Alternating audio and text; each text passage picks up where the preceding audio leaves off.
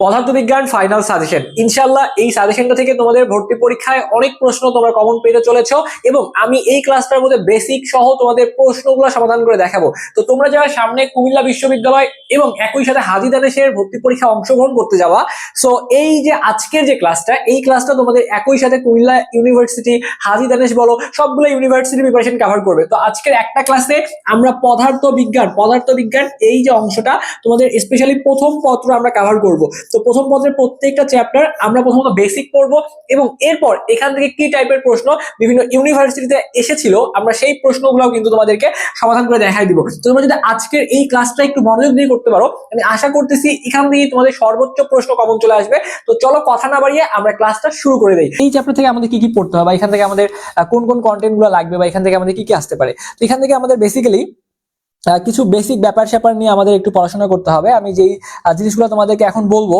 তোমরা যদি এই জিনিসগুলো মাথায় রাখতে পারো ভাইয়া, তাহলে এই চ্যাপ্টার নিয়ে তোমাদেরকে আর খুব বেশি কষ্ট করতে হবে না। তো প্রথমে আমরা কিছু মুখস্থ ডাটা তোমাদেরকে আমি একটু লিখে দিব, যেই ডাটাগুলো তোমরা একটু মুখস্থ করবে। আসলে আমি একটু তোমাদের কিছু মুখস্থ ডাটা লিখে দেই। সো দেখো, একটু মনে রাখবা কষ্ট করে। দেখো শুরুতেই এক মাইক্রন সমান কত মিটার, এগুলো একটু মনে রাখবা যে এক মাইক্রন সমান সমান হচ্ছে 10⁻6 মিটার। ওকে, এটা একটু মুখস্থ রাখবা, মনে রাখবা যে এক মাইক্রন সমান সমান হচ্ছে 10⁻6 মিটার।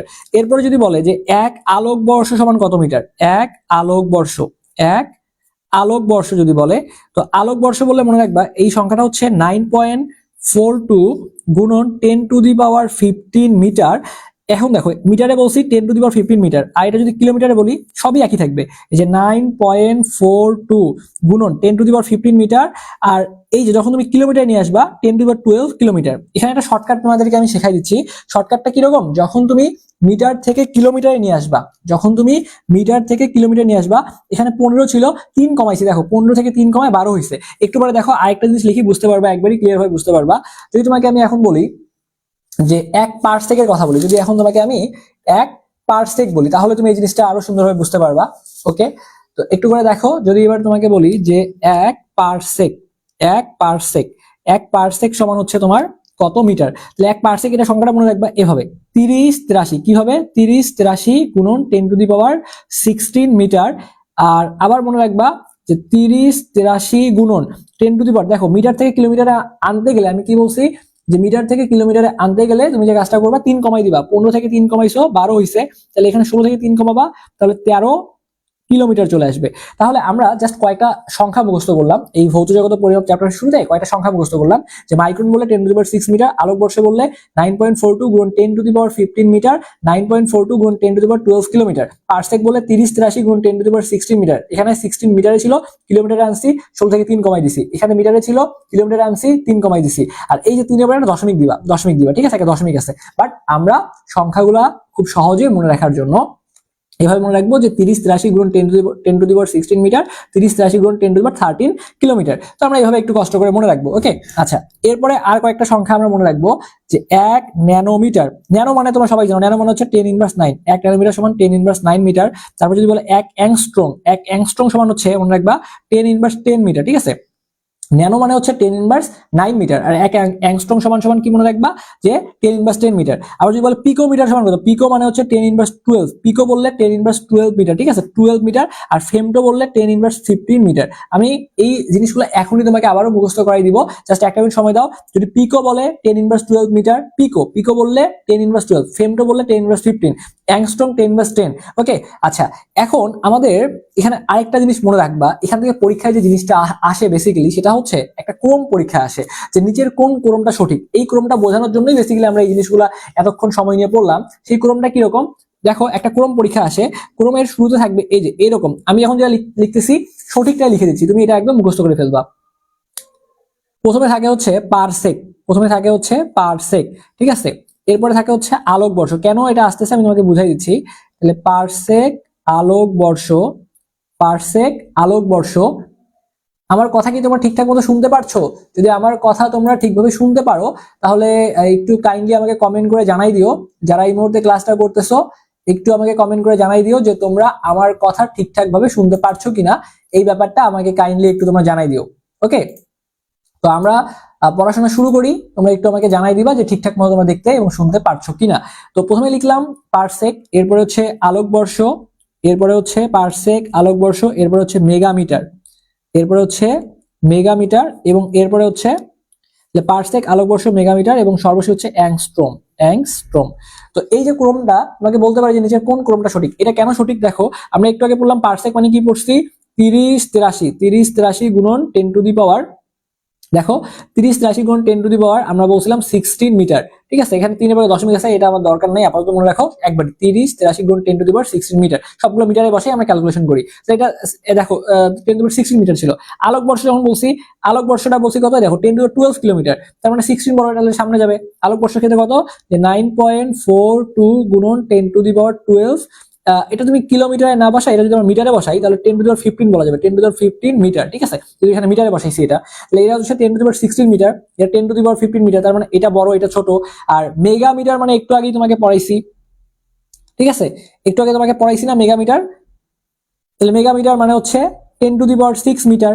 ঠিক আছে, আর অ্যাংস্ট্রং মানে কত, অ্যাংস্ট্রং মানে হচ্ছে 10⁻10 মিটার। ওকে,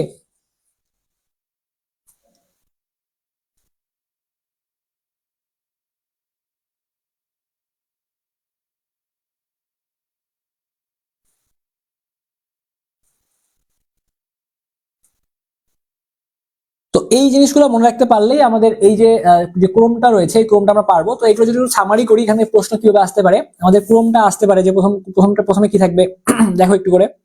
প্রথমে থাকবে পারসেক, এরপরে আলোকবর্ষ, এরপরে মেগামিটার, এরপরে অ্যাংস্ট্রোম।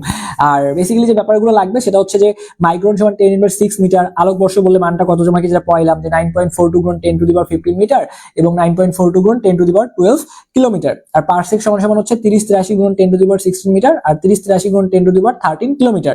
আর পিকোমিটার মানে হচ্ছে 10⁻12 মিটার, ফেমটোমিটার মানে হচ্ছে 10⁻15 মিটার। ওকে, এটা মনে রাখবা। আরেকটা জিনিস তোমাদের পড়াই, সেটা হচ্ছে যে অ্যাস্ট্রোনমিক্যাল ইউনিটটা মানে কি। অ্যাস্ট্রোনমিক্যাল ইউনিট মানে হচ্ছে যে সূর্য এবং পৃথিবীর মধ্যকার দূরত্ব। এটা তুমি কেমনে মনে রাখবা, তোমাকে যদি পরীক্ষায় বলে যে সূর্য পৃথিবীর মধ্যকার দূরত্ব কত, তাহলে এটা তুমি একটু কষ্ট করে মনে রাখবা যে সূর্য ও পৃথিবীর যে মধ্যকার যে দূরত্বটা, এটা হচ্ছে ভাইয়া, ফোনের ফ্ল্যাশটা জ্বালাইতে পারলে লেখাগুলো হয়তো ক্লিয়ার দেখা যেত। এখানে কেন জানি ফোনের ফ্ল্যাশটা, মানে আমার ফোনের ফ্ল্যাশটা আমি জ্বালাইতে পারতেছি না। যাই হোক, নেক্সট দিন এটা আমি সল্ট আউট করার ট্রাই করবো। ওকে, সো আমি যেটা বললাম তোমাদেরকে যে সূর্য ও পৃথিবীর মধ্যকার যে দূরত্ব, এটা মনে রাখবা একটু করে, সেটা হচ্ছে 92 89 গুণন 10⁻7 মাইল। ঠিক আছে, 92 89 গুণন 10⁻7 মাইল। আর এটাকে তুমি বলতে পারবা কিলোমিটার যদি বলো, তাহলে মনে রাখবা 1495 গুণন 10⁸ কিলোমিটার। তো এখানে এই 9 এর পরে একটা দশমিক দিবা, এখানে 1 এর পরে একটা দশমিক দিবা। কিভাবে মনে রাখবো, এই যে একই জিনিস, মাইলে বললে এইটা, কিলোমিটারে বললে এইটা। যদি আমাকে বলে যে এক অ্যাস্ট্রোনমিক্যাল ইউনিট সমান কত, বা যদি বলে যে এই, আমি ক্লিয়ার করে দিই, এক অ্যাস্ট্রোনমিক্যাল ইউনিট যে কথাটা, এটার মানে হচ্ছে যে সূর্য ও পৃথিবীর মধ্যকার দূরত্ব। তাহলে সূর্য ও পৃথিবীর যদি আমাকে বলে যে মধ্যকার দূরত্ব কত, তাহলে মনে রাখবা যে সূর্য ও পৃথিবীর মধ্যকার দূরত্ব হচ্ছে 92 89 গুণ 10⁻7 মাইল। আর তুমি যদি কিলোমিটারে বলো তাহলে 1495 গুণ 10⁸ কিলোমিটার। এতটুকু মনে রাখলেই হবে। এখান থেকে পরীক্ষা আরেকটা প্রশ্ন আসতে পারে, সেটা হচ্ছে যে 1 কিলোমিটার এবং 1 মাইলের মধ্যে আসলে পার্থক্য কত।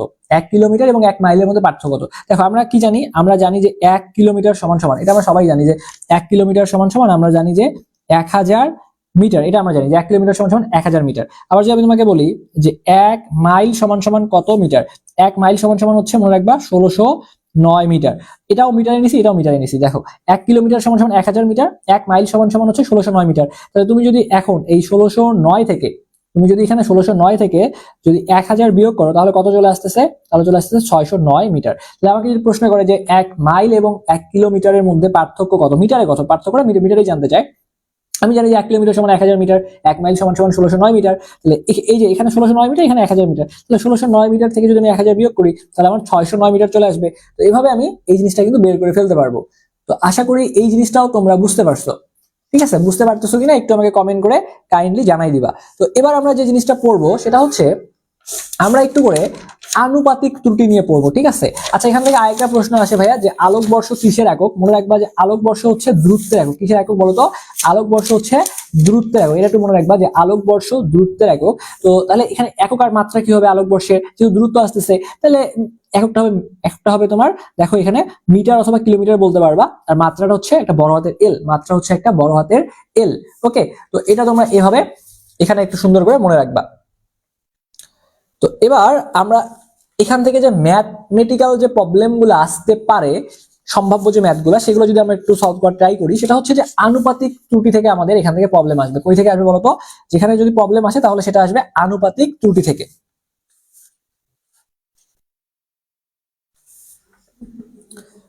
আচ্ছা, ওকে ফাইন। সো আমরা একটু আনুপাতিক ত্রুটি নিয়ে একটু পড়াশোনা করার চেষ্টা করব। তো আনুপাতিক ত্রুটি জিনিসটা কি?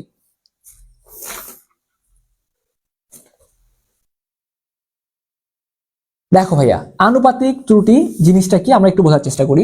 তো প্রথম কথা হচ্ছে আমি একটা সমীকরণ লিখি, মনে করো এখানে ঘোলা দেখা যাচ্ছে কেন? ওকে, তো মনে করো আমি এখানে লিখলাম যে x plus minus del x. ঠিক আছে, এই যেখানে আমি এক্স লিখলাম, এই এক্সটা হচ্ছে আমাদের পরিমাপ্য রাশি। এক্স হচ্ছে আমাদের পরিমাপ্য রাশি। এক্স হচ্ছে আমাদের পরিমাপ্য রাশি।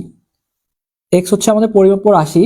আর এই যে ডেল এক্স দেখতেছো, এই ডেল এক্সটা হচ্ছে আমাদের ত্রুটি। এই ডেল এক্স হচ্ছে আমাদের এখানে ত্রুটি। তাহলে এক্স হচ্ছে পরিমাপ্য রাশি, ডেল এক্সটা হচ্ছে আমাদের ত্রুটি।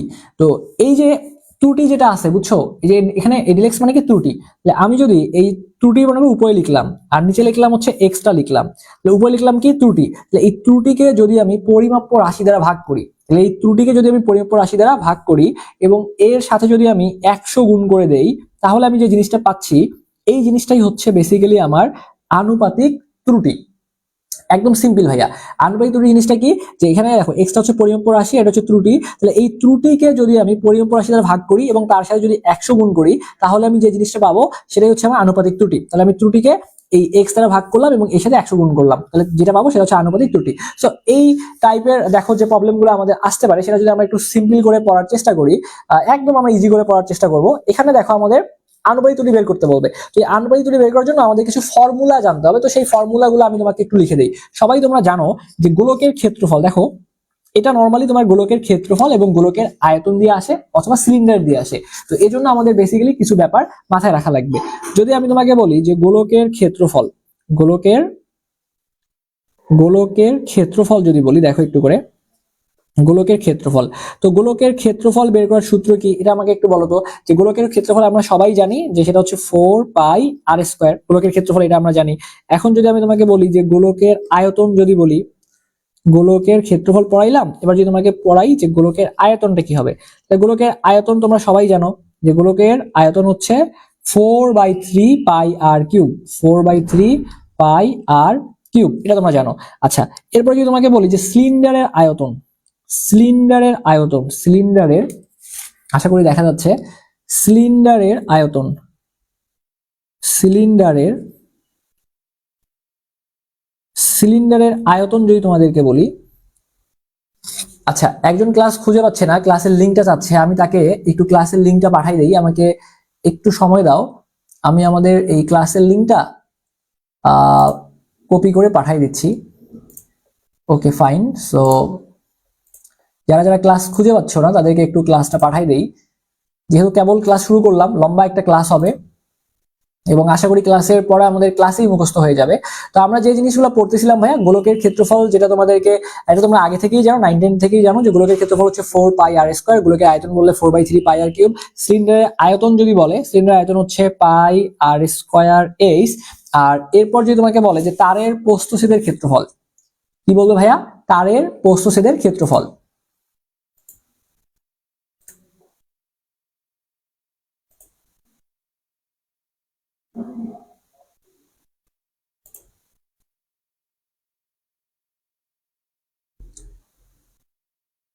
যারা যারা ক্লাস করতেছো একটু বলো যে কথাবার্তা ঠিকঠাক মতো শুনতে পারছো কিনা। আশা করি ঠিকঠাক মতো শোনাই যাচ্ছে। তারপরে যদি কোনো প্রবলেম হয় সেটা অবশ্যই কমেন্ট করবা, আমি তোমাদের কমেন্টের রিপ্লাই গুলো দিয়ে দিব।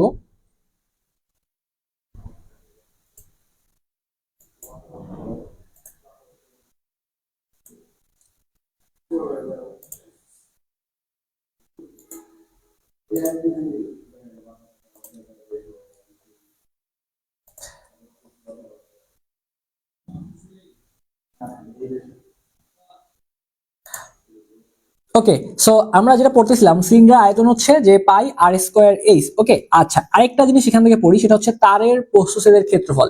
একটু সুন্দর করে দেখো, তারের প্রস্থচ্ছেদের ক্ষেত্রফল, তারের প্রস্থচ্ছেদের তারের প্রস্থচ্ছেদের আশা করি দেখা যাচ্ছে এখানেও।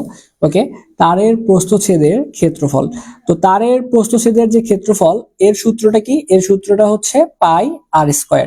তো এখন মনে করো আমাকে প্রশ্নগুলো কিভাবে বলবে, এখান থেকে আমাকে বলবে যে গোলকের ক্ষেত্রফলের আনুপাতিক ত্রুটি বের করতে বলবে। তো আমাকে গোলকের ক্ষেত্রফলের যখন আনুপাতিক ত্রুটি বের করতে বলবে, আমার মেইনলি লাগবে গোলকের ক্ষেত্রফলের সূত্রটা কি, বেসিক সূত্রটা লাগবে।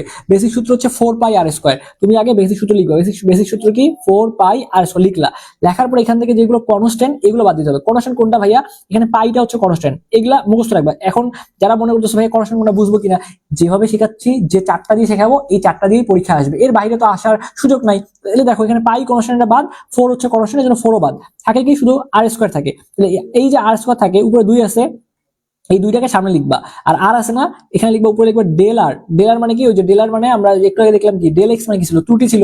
এখানে ডেল আর মানে হচ্ছে ত্রুটি, আর নিচে শুধুমাত্র আর মানে যে পরিমাপ করে যে রাশিটা পাইছি সেটা আমরা এখানে বসাইলাম। তাহলে এইভাবেই হবে। দেখো গোলকের আয়তনটা দেখো, এটা পারো কিনা। এখানে কি আছে যে গোলকের আয়তন হচ্ছে 4/3 পাই আর কিউব। ঠিক আছে, এখানে কনস্ট্যান্ট কি? 4/3 সংখ্যা, মানে এক কথায় যেগুলো সংখ্যা আছে এটা কনস্ট্যান্ট, এটা কনস্ট্যান্ট। পাই আছে কনস্ট্যান্ট, থাকে কি শুধুমাত্র আর কিউব। তাহলে 3টা সামনে দিব, উপরে বসাবো ডেল আর, নিচে বসাবো আর। এখানে তাহলে দেখো কি আছে, পাই আর স্কয়ার এইচ। এখানে পাইটা কি কনস্ট্যান্ট, বাদ আর স্কয়ার আছে, দুইটাকে সামনে দিব, একটা আর আছে, তার মানে কি উপরে হবে ডেল আর। সবসময় আমরা রাখবা যে উপরে হবে ডেল, উপরে হবে কি ডেল। ওকে, তাহলে ডেল আর ডিভাইডেড বাই আর। এই যে একটা এইচ আছে, এর জন্য এখানে মাঝখানে প্লাস চিহ্ন দিবা। উপরে এইচ আছে, তাহলে যে del h divided by h, এই ফর্মেটে আমাদের আগাবে। ঠিক আছে, এই ফর্মেটে আগাবে। যেখানে পাই আর স্কয়ার এইচ ছিল, তাহলে আমি কি লিখছি, এই যে পাইটা কনস্ট্যান্ট কেটে দিছি, তাহলে এখানে 2 লিখছি, তাহলে ডেল আর বাই আর। এখানে তারপরে আরেকটা থাকলে প্লাস দিবা, তারপরে এখানে এইচ আছে, ডেল এইচ বাই এইচ। তো এইভাবে তুমি জাস্ট বের করে ফেলতে পারবা। এরপরে দেখো এখানে কি আছে, পাই আর স্কয়ার আছে, এখানে পাইটা কনস্ট্যান্ট, পাই কনস্ট্যান্ট বাদ আর স্কয়ার আছে, তাহলে 2 সামনে দিব, তাহলে উপরে হচ্ছে ডেল আর ডিভাইডেড বাই আর। এভাবে আমরা যদি আমাদের যে বেসিক সূত্রগুলো জানতে পারি, তো ওইখান থেকে কিন্তু ভাই আমরা আমাদের আনুপাতিক ত্রুটিটা বের করে ফেলতে পারবো। তো এখান থেকে পরীক্ষায় প্রশ্ন কিভাবে আসবে, তো একটা প্রশ্ন সমাধান করলে আমাদের জিনিসটা ক্লিয়ার হয়ে যাবে। তো আসো আমরা একটা প্রশ্ন সমাধান করি। আমরা হচ্ছে একটা প্রশ্ন সমাধান করি। তো দেখো এখানে আমরা যে প্রশ্নটা সমাধান করব সেটা দেখো এখানে কি বলছে। এখানে যে একটা প্রশ্ন তোমাদেরকে সমাধান করা যায়, ধরো যে এই টাইপের প্রবলেম গুলোই তোমাদের পরীক্ষায় চলে আসবে। বলছে কি দেখো, এখানে এখানে বলছে যে একটা গোলকের ব্যাসার্ধ আর, আর ইকুয়াল টু বলা আছে 10। এই যে আর ইকুয়াল টু কি বলা আছে, 10 প্লাস মাইনাস 0.1। তো এই যে এটার সাথে আমাদের কি চেহারাটার মিল পড়ে, মানে মিল কি পাচ্ছ তুমি?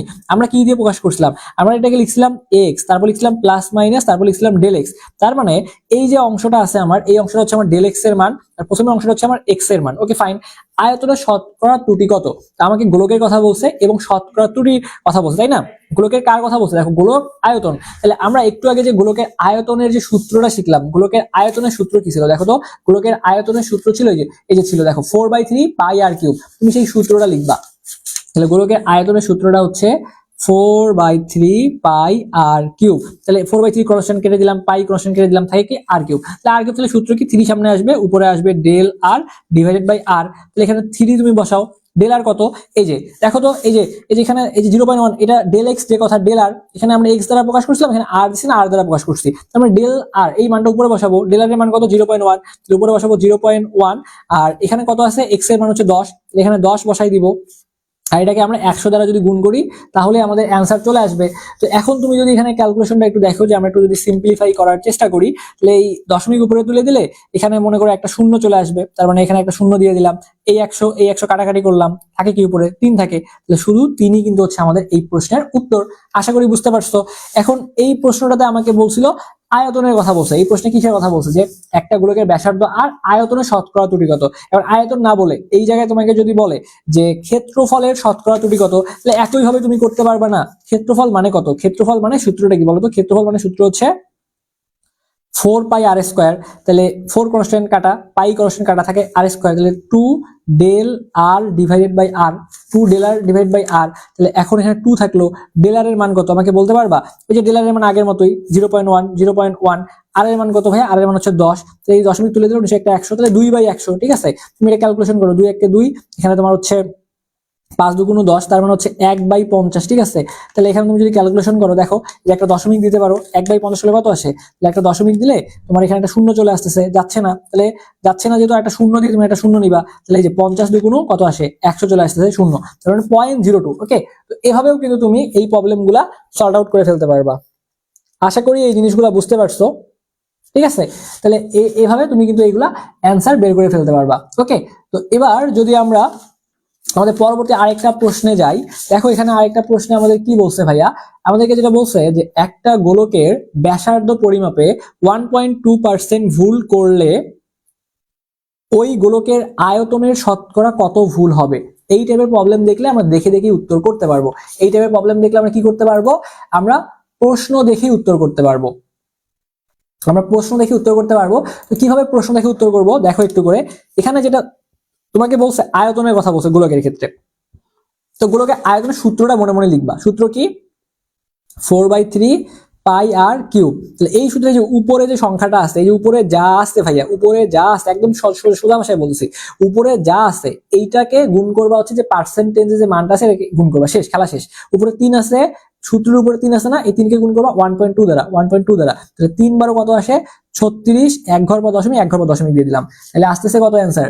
অ্যান্সার চলে আসতেছে 3.6, অ্যান্সার চলে আসতেছে 3.6 চলে আসতেছে। তারপরে এরকম যদি পার্সেন্টেজ দিয়ে যদি কোনো প্রবলেম থাকে সেটা আরো সহজ। এখানে যেটা থাকবে এই পার্সেন্টেজকে আমরা গুণ করবো হচ্ছে এই সূত্রের উপর যা থাকবে, এটা দিয়ে গুণ করলেই কিন্তু আমাদের কাঙ্ক্ষিত যে উত্তর সেই উত্তরটা কিন্তু চলে আসবে। তো এইভাবে কিন্তু আমরা এই টাইপের প্রবলেমগুলো সলভ করে ফেলতে পারবো। ওকে, আচ্ছা, তো এরপরে যদি আমরা আরো একটা প্রবলেম দেখি, আরো একটা প্রবলেম মনে করে এখানে দেখতেছি আমরা কি বলছে, যে একটা বস্তুর ভর ও দ্রুতি পরিমাপে যথাক্রমে 2% এবং 3% ত্রুটি হলো, ভর ও দ্রুতি পরিমাপের সাহায্যে গতিশক্তি পরিমাপ করলে ত্রুটি কত হবে? ওকে ফাইন, কোনো সমস্যাই না। তো এখানে যেহেতু বলছে গতিশক্তির কথাবার্তা বলছে, তো এই জন্য আমরা গতিশক্তির সূত্রটা নিয়ে আসলাম। গতিশক্তির সূত্র কি? ইকে is equal to half mv square. আমি তোমাকে বলছি সংখ্যা বা কনস্ট্যান্ট যেগুলো থাকবে এগুলোকে তুমি প্রথমে ভেনিশ করে দিবা, তাহলে এখানে তোমার হাফ কাটা গেল, সংখ্যা বাদ, তাহলে এম আর ভি স্কয়ার আছে, তাহলে এম থাকলে উপরে কি হবে? Del m divided by m, তারপর একটা প্লাস চিহ্ন দিব, ওই যেমনটা আমরা একটু আগে তোমাকে দেখাই নিয়ে আসলাম, যেমনটা আমরা কোথায় তোমাকে দেখাইছি এটাও তোমাকে আমি দেখাই দিই। দেখো এই যে কোথায় জানি দেখাইলাম তোমাকে, এই যে এখানে তোমাকে দেখাইছি, দেখো এই জায়গাটা তোমাকে দেখাইছি যে যদি যে এরকম থাকে তাহলে তোমার কি হবে? প্রথমে 2 ডেল আর বাই আর, মাঝখানে একটা প্লাস চিহ্ন দিবা, এইচ আছে ডেল এইচ বাই এইচ। তো সেক্ষেত্রে যে ওই রকমটাই এখানে করছি যে E K equal to half M B square. তো এখানে আমরা হচ্ছে প্রথমে ডেল এম বাই এম বসাইছি, প্লাস 2টাকে সামনে দিছি, উপরে যেটা থাকে সেটা এখানে নিয়ে আসবা, আর এখানে ডেল ভি বাই ভি। এখন দেখো তোমার এখানে মান বসাই দাও, এখানে ভর কত বলছে? 2%। এখন 2% মানে আমরা কি জানি? 2% মানে 2/100, তো 2/100 মানে কত? 0.02। আচ্ছা, এখানে একটা 2 আছে, যে প্লাস চিহ্ন আছে, প্লাস চিহ্ন দিলাম, 2 আছে 2 দিলাম, আর ডেল ভি এর মানটা কত? এই যে তোমাকে দ্রুতির কথা বলছে কত? 3%, 3% মানে কত?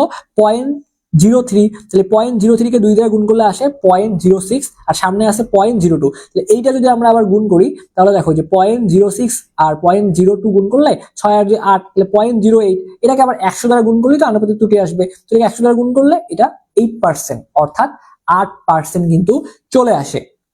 ওকে, আশা করি বুঝতে পারছো। তো এইগুলাই হচ্ছে আমাদের চ্যাপ্টার 1 থেকে ইম্পর্টেন্ট। যদি আমরা এইগুলা মাথায় রাখতে পারি তাহলে আমাদের চ্যাপ্টার 1 থেকে আশা করি আর প্রবলেম হবে না। ঠিক আছে, চ্যাপ্টার 1 থেকে এই যে জিনিসগুলো তোমাদেরকে এখন পড়াইলাম, যদি এগুলো যদি মাথায় রাখতে পারো তাহলে আশা করি পারবো আমরা। এবং হচ্ছে কোশ্চিন ব্যাংকের যে প্রবলেমগুলো রয়েছে, কোশ্চিন ব্যাংকের প্রত্যেকটা প্রবলেম আমি আশা করব তোমার নিজ দায়িত্বে প্রত্যেকটা প্রবলেম সমাধান করবা, কারণ যত বেশি প্রবলেম সমাধান করবা তত বেশি তোমাদের পরীক্ষায় প্রশ্ন কমন পাওয়ার চান্সটা বেড়ে যাবে। তো এবার আমরা যদি ভেক্টর দিয়ে শুরু করি, ভেক্টর।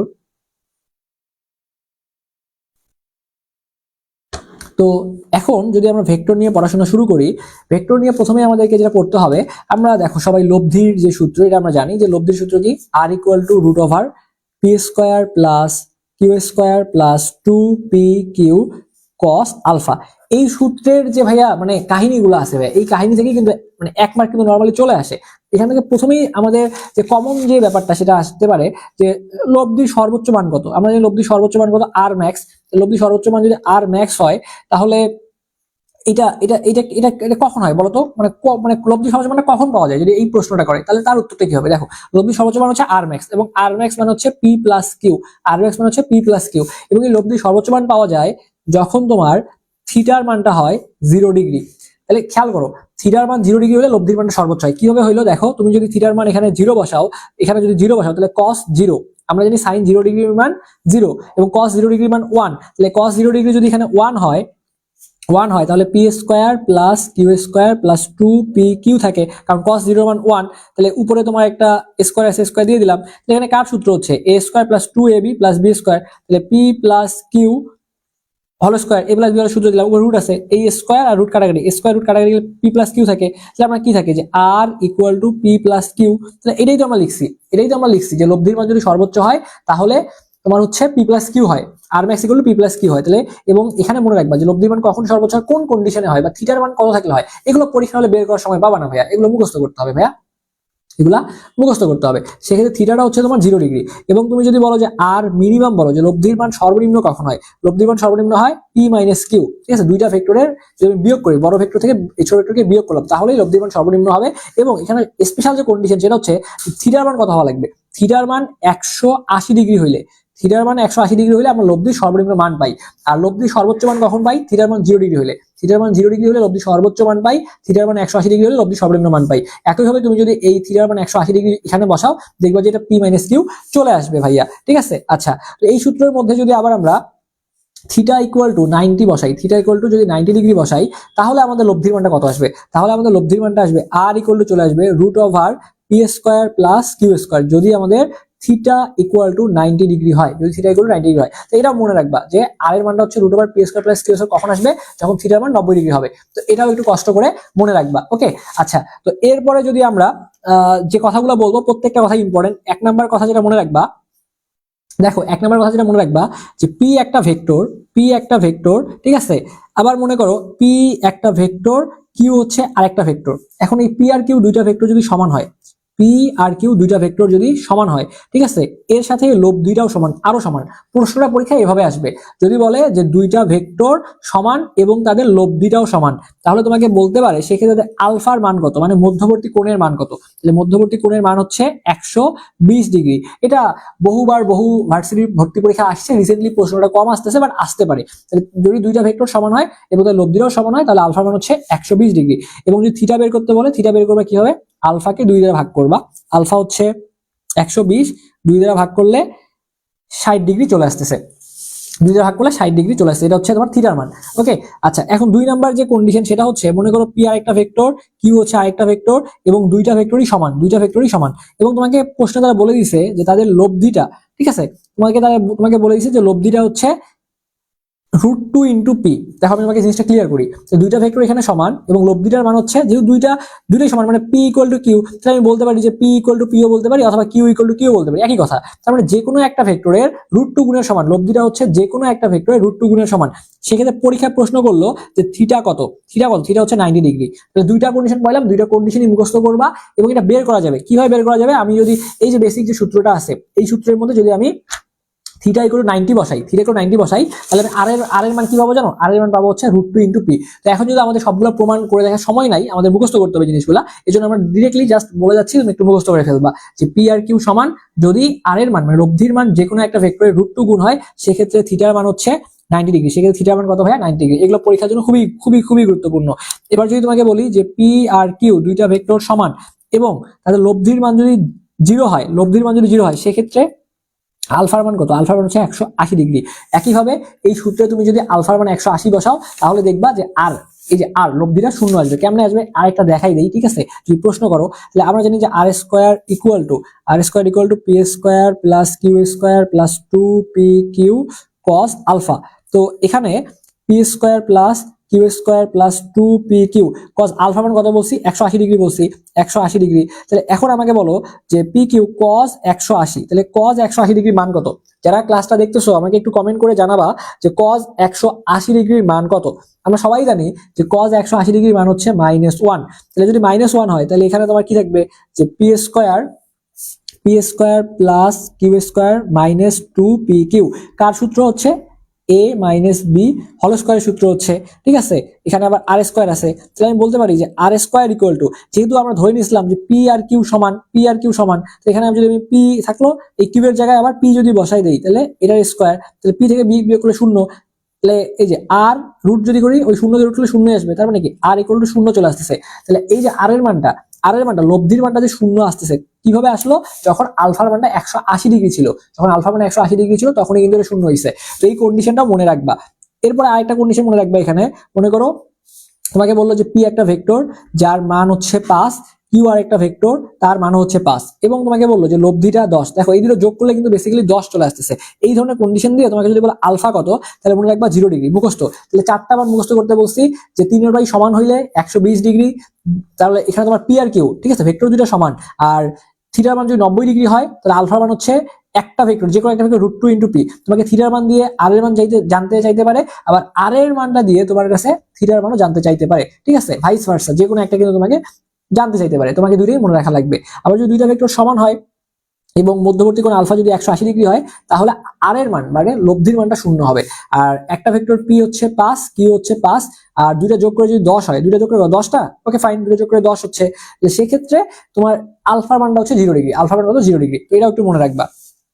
এরপরে তোমাকে আরেকটা জিনিস বলি, সেটা হচ্ছে যে দেখো যোগফল আর যদি বিয়োগফল আকারে থাকে, মনে করো এ প্লাস বি আকারে আছে, আবার এখানে এ মাইনাস বি আকারে আছে, যোগফল আর বিয়োগফল আকারে আছে। তো সেক্ষেত্রে যদি আমাদের থিটার মান জানতে চায়, মনে রাখবা সেক্ষেত্রে থিটার মান হচ্ছে 90 ডিগ্রি। কত? যোগফল আর বিয়োগফল আকারে থাকলে থিটার মানটা হয় 90 ডিগ্রি। আবার মনে করো বলা আছে যে এ ডট বি, এটা ডট গুণফল দেওয়া আছে, আবার এখানে এ ক্রস বি এর ক্রস গুণফল দেওয়া আছে। তাহলে যোগফল আর বিয়োগফল আকারে থাকলে থিটার মান 90 ডিগ্রি, ডট গুণফল আর ক্রস গুণফল আকারে থাকলে সেক্ষেত্রে থিটার মানটা হচ্ছে 45 ডিগ্রি। থিটার মান কত ডিগ্রি? 45 ডিগ্রি। এটাও একটু কষ্ট করে মনে রাখবা। এখন যদি আমাদের পরীক্ষায় ওই যে দেখবা যে অনেক সময় তোমাকে মধ্যবর্তী কোণ বের করতে বলবে, মধ্যবর্তী কোণ। তো এখন যদি তোমাকে মধ্যবর্তী কোণ বের করতে বলে, তাহলে মধ্যবর্তী কোণ আমরা কিভাবে বের করতে পারবো? দেখো মধ্যবর্তী কোণ থিটা বের করার সূত্রটা হচ্ছে theta equal to cos inverse a vector dot b vector, দুটো ভেক্টর ডট গুণফল করে রাখবো, নিচে হচ্ছে এ ভেক্টরের মান আর হচ্ছে এখানে বি ভেক্টরের মান দ্বারা ভাগ করে দিব। তাহলে মধ্যবর্তী কোণ বের করার সূত্র হচ্ছে theta equal to cos inverse a vector dot b vector, এখানে এ ভেক্টরের মান দ্বারা ভাগ করলাম, এখানে হচ্ছে বি ভেক্টরের মান দ্বারা ভাগ করে দিলাম। এভাবে কি করতে পারবো? এভাবে আমরা হচ্ছে মধ্যবর্তী কোণ জিনিসটা বের করে ফেলতে পারবো। ওকে, আচ্ছা, এখানে আরেকটা জিনিস তোমাকে পড়ানো দরকার, সেটা হচ্ছে যে একটা সূত্র তোমাদের পড়াই, এই সূত্রটা দিয়ে আমরা সামনে ম্যাথ করব, আমাদের সামনে কাজে লাগবে, এজন্য আমরা একটা সূত্র তোমাদেরকে পড়াই, একটা লব্ধির সূত্র পড়াই। লব্ধির সূত্রটা কি দেখো, যে সূত্রটা হচ্ছে এরকম যে 2r², ঠিক আছে, 2r² ইকুয়াল টু এখানে হচ্ছে আর ম্যাক্স স্কোয়ার প্লাস হচ্ছে আর মিনিমাম স্কোয়ার। এই সূত্রটা মনে রাখো, ঠিক আছে, যে twice r square is equal to R max square plus R minimum square. এটা দিয়ে একটু পরে আমরা যেটা ম্যাথ করি, তাহলে দেখবা যে জিনিসটা আমাদের ক্লিয়ার হয়ে গিয়েছে।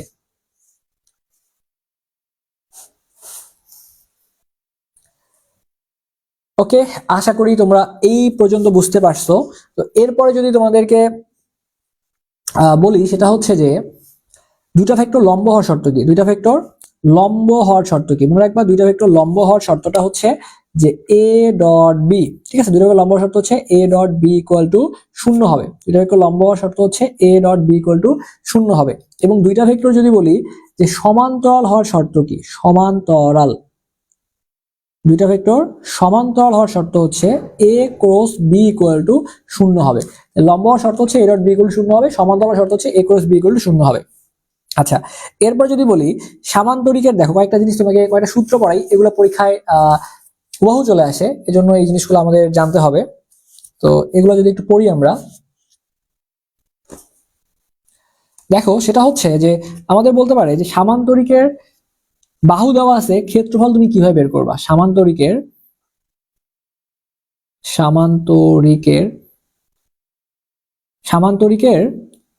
বাহু দেয়া আছে।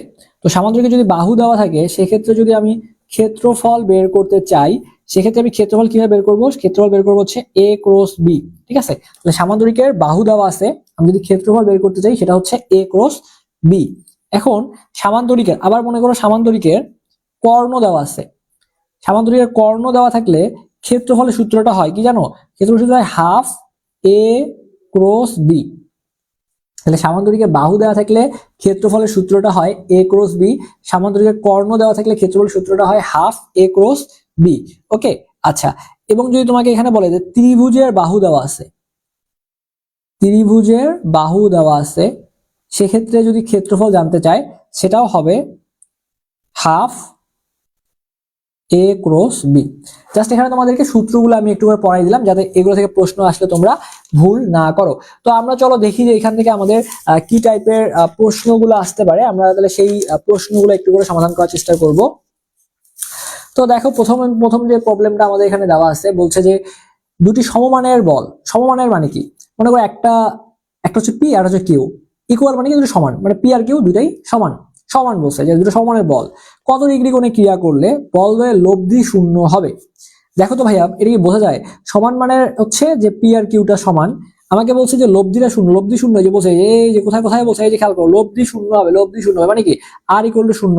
ওই যে একটু আগের কন্ডিশনটার কথা মনে পড়ে ভাইয়া, এই কন্ডিশনটার কথা দেখো তো মনে পড়ে কিনা ভাইয়া, যে এই যে পি আর কিউ দুটো সমান মানের বল, লব্ধিটা শূন্য, আলফা মান কত হয় 180 ডিগ্রি হয়। এই যে দুটো সমান মানের বল আর শূন্য, লব্ধি শূন্য, আলফা কত 180 ডিগ্রি হয়। এই প্রশ্নটাই দেখো আসছে, এই প্রশ্নটাই দেখো আসছে, তার মানে 180 ডিগ্রি হবে। কত হবে 180 ডিগ্রি, পারবা এটা?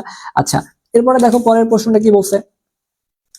তো পরের প্রশ্নে আমাদেরকে যেটা বলছে এখানে সেটা হচ্ছে যে কত গুণে ক্রিয়া করলে দুইটা ভেক্টরের লব্ধি সর্বোচ্চ হয়, কত গুণে ক্রিয়া করলে দুইটা ভেক্টরের লব্ধি সর্বোচ্চ হয়। তো দুইটা ভেক্টরের লব্ধি সর্বোচ্চ কত গুণে, ওই যে R max equal to P plus Q তোমাকে পড়াইলাম একটু আগে, এবং লব্ধি সর্বোচ্চ মান তখনই পাবো যখন এই থিটার মানটা 0 ডিগ্রি হবে, যেটা আমি তোমাদের এই যে এখানে লিখেই পড়াইলাম। এই যে তোমাদের কোথায় পড়াইলাম, এই যে থিটার মান যদি 0 ডিগ্রি হয় তাহলে আর ম্যাক্স হয়, আর যদি থিটার মান 180 ডিগ্রি হয় তাহলে আর মিনিমাম হয়। এটাই আমাদের যাতে এসে তাহলে থিটার মান 0 ডিগ্রি হবে। Okay fine. সো এবার একটা প্রবলেম দেখো, যে প্রবলেমটা এখানে আমাদেরকে বলছে যে দেখো কি বলছে, যে দুইটা দিক রাশির বৃহত্তম লব্ধির মান 14 একক, ক্ষুদ্রতম লব্ধির মান 2 একক, রাশি দুইটা পরস্পরের সাথে 90 ডিগ্রি কোণে একটি কণার উপরে ক্রিয়া করে, লব্ধি বলের মান কত? তারপরে দেখো বৃহত্তম বলের মান দেওয়া থাকবে, ক্ষুদ্রতম বলের মান দেওয়া থাকবে, এবং যখন দেখবা যে বৃহত্তম এবং ক্ষুদ্রতম বলের মান আমাদেরকে দেওয়া আছে, তখন মনে রাখবা যে এখানে এই যে অবশ্যই কিন্তু 90 ডিগ্রি কোণ তোমাকে দিয়ে দিবে। তাহলে তখন তুমি সূত্রটা অ্যাপ্লাই করবা কোনটা, ওই যে একটু আগে যে সূত্রটা আমরা অ্যাপ্লাই করলাম, যে যে 2 R square equal to R max square plus R minimum square. 2 R square equal to R max square plus R minimum square. তো দেখো এই সূত্রটা আমরা যেখানে সুন্দরভাবে সূত্র লিখছি, লেখার পরে 2 আর স্কয়ার আছে, ম্যাক্সের মান কত? ম্যাক্সের মান হচ্ছে সর্বোচ্চ মান 14, এজন্য 14 এর উপরে স্কয়ার দিয়েছি। ক্ষুদ্রতম মান কত? 2, এজন্য 2 এর উপরে স্কয়ার দিয়েছি। তাহলে 2 আর স্কয়ার থাকলো, তাহলে 14 এর উপরে স্কয়ার করলে 14 আর 14, সহজ ভাষায় এটা হচ্ছে গুণ করতে হবে। তাহলে 14 আর 14 গুণ করলে আসতেছে 196, আর 2 এর উপরে স্কয়ার মানে 2 আর 2 গুণ করবো মানে 4, তাহলে 196 আর 4 গুণ করলে 200 আসে। তাহলে এখানে দুইটা নিচে ভাগ করে দিলাম, 200 কে 2 দ্বারা ভাগ করলে 100 চলে আসে। তাহলে আর স্কয়ার ইকুয়াল টু 100 কত আসে? আর স্কয়ার ইকুয়াল টু এখানে তোমার চলে আসতেছে আর স্কয়ার ইকুয়াল টু 100। আর এর মান বের করলে এটা স্কয়ার রুট হয়ে যাবে, এখানে রুট করে দিলে কত আসে? 10 চলে আসে। তাহলে উত্তর হচ্ছে আমাদের 10 একক। আশা করি এটা বুঝতে পারছো। তো এরপরে তোমাকে যেটা বলছে এখানে যে এ এর মান কত হলে, তাহলে এখানে এ একটা মান দেওয়া আছে, বি এর একটা মান দেওয়া আছে, বলছে ভেক্টরদের পরস্পর লম্ব হবে। তো এই টাইপের প্রবলেমগুলো নরমালি পরীক্ষায় আসে, যে কখন লম্ব হবে, কখন তোমার হচ্ছে এখানে সমান্তরাল হবে। তো এই টাইপের প্রবলেমগুলো যদি আমাদেরকে বলে, আমরা কি জানি যে লম্ব শর্ত হচ্ছে এ ডট বি ইকুয়াল টু 0 হবে। সেটাই আমরা করছি, যে এ ডট বি ইকুয়াল টু 0। এখন এর মান বসাও, এর মান হচ্ছে A i minus 2j plus k. ঠিক আছে, এই দেখো আমি করে দিচ্ছি এটা, তোমাকে এটা করে দিচ্ছি। তো লম্ব হবে বলছে, তাহলে আমরা কি জানি যে এ ডট বি ইকুয়াল টু 0 হবে। এই দুটো ডট গুণফল করবো, তাহলে এর সাথে এ গুণ করবা, এখানে 2 আছে, 2 এর সাথে এ গুণ করলে একবারই করি, আই আর আই গুণ করবো, আই সহ গুণ করবো, তাহলে 2 এ আর এখানে এ, 2 এ স্কয়ার চলে আসতেছে, প্লাসে মাইনাসে মাইনাস, জে এর সাথে যদি জে গুণ করি তাহলে এখানে মাইনাস 2a চলে আসতেছে, আর প্লাসে মাইনাসে মাইনাস কে দিয়ে যদি এখানে কে গুণ করি তাহলে হচ্ছে -4 চলে আসতেছে। এটা ইকুয়াল টু আমাদের 0। এখন উভয় পাশে যদি আমি এখানে 2 দ্বারা গুণ করি তাহলে এখানে a 2 দ্বারা ভাগ করি যদি এখানে, তাহলে a স্কয়ার মাইনাস 2 দ্বারা ভাগ করলে এখানে শুধু থাকে a থাকে, এখানে 2 থাকে, ইকুয়াল টু 0 থাকে। তো এখন এখানে দেখো মিডল টার্ম করতে হবে, তাহলে কি করব, a স্কয়ার মাইনাস, তাহলে আমি যদি 2a, যেহেতু আমার এখানে a মিলাইতে হবে, তাহলে দুইটা a থেকে যদি আমি একটা a বিয়োগ করি, দেখো তো বুঝো কিনা, তাহলে ওভারঅল কি আছে 2a স্কয়ার, এটা মিলাইতে হবে। এটা তো তোমরা সবাই পারো। তাহলে এখানে দুইটা এ থেকে যদি একটা এ বিয়োগ করি তাহলে সামনে মাইনাস আছে মাইনাস থাকবে, দুইটা এ থেকে একটা এ বিয়োগ করলে একটা এ চলে আসতেছে, আর 2a গুণ করলে আবার 2a স্কয়ার মিলে যাচ্ছে, মানে ঠিক আছে এটা ওকে ফাইন। সো এখানে এ যদি কমন নেই তাহলে এ কমন নিলে এখানে তোমার চলে সিম্পল, জাস্ট হচ্ছে ক্যালকুলেশন করো, প্লাস এখানে যদি 1 কমন নেই a মাইনাস 2 ইকুয়াল টু 0, তাই না, a মাইনাস 2 ইকুয়াল টু 0। তো এখানে a মাইনাস 2 আছে, এখানে a মাইনাস 2 আছে, তাহলে নিব হচ্ছে a মাইনাস 2 আর এখানে a প্লাস 1 ইকুয়াল টু 0। তাহলে এখানে a এর মান আসছে একটা 2 আর একটা আসছে a এর মান 1, ঠিক আছে, a এর মান আসছে একটা 2 আর একটা আছে -1, একটা হচ্ছে 2 আর একটা হচ্ছে -1। তাহলে দেখো যে a এর মান একটা আমরা 2 বের করছি, একটা -1 বের করছি। তো এভাবেই হচ্ছে আমাদের এই প্রবলেমগুলো সমাধান করতে হবে। তো এরপরে যদি আমরা পরবর্তী প্রবলেমে চলে যাই, যেটা আমাদের এখানে বলছে যে এ এর কোন মানের জন্য এ ও বি সমান্তরাল হবে, যেখানে হচ্ছে এ এর মান দেওয়া আছে একটা, বি এর মান দেওয়া আছে একটা। তো সমান্তরাল বললে আমরা নর্মালি যে কাজটা করি ভাইয়া, আমরা সহগগুলোর অনুপাত নিয়ে করি, সূত্র দিয়ে করলে আমরা তো সূত্র দিয়ে কি জানি, সূত্র দিয়ে আমরা জানি যে a cross b equal to 0 হবে। তো এটা আসলে ক্রস গুণফল করাটা অনেক এটা লেন্দি প্রসেস, এজন্য আমরা এইভাবে করি না। তো এখানে আমরা যে কাজটা করব, যে যদি বলে যে সমান্তরাল হবে, এই সমান্তরাল বলে কি করব, i এর সহগ দেখব, i এর সহগ উপরে কত 5 ডিভাইডেড বাই এখানে i এর সহগ কত 15 বসাই দিব, ইকুয়াল টু এখানে j এর সহগ কত 2, এখানে j এর সহগ কত a বসাই দিব, ইকুয়াল এখানে k এর সহগ কত 3 বসাই দিব, এখানে k এর সহগ কত 9 বসাই দিব। তাহলে এখন তুমি চাইলে এই দুইটা নিয়ে কাজ করতে পারবা, অথবা তুমি চাইলে এই দুইটা নিয়ে কাজ করতে পারবা, জাস্ট এখানে আমাদেরকে a এর মানটা বের করতে পারলেই হইলো। তো আমরা যদি এখন এখানে এই পোরশন নিয়ে কাজ করি, তাহলে এখানে তোমার আসবে 5a ইকুয়াল টু 15 দুগুণ 30 চলে আসতেছে। তাহলে a ইকুয়াল টু আমরা বলতে পারবো 6 বলতে পারবো, a ইকুয়াল টু আমরা 6 বলতে পারবো।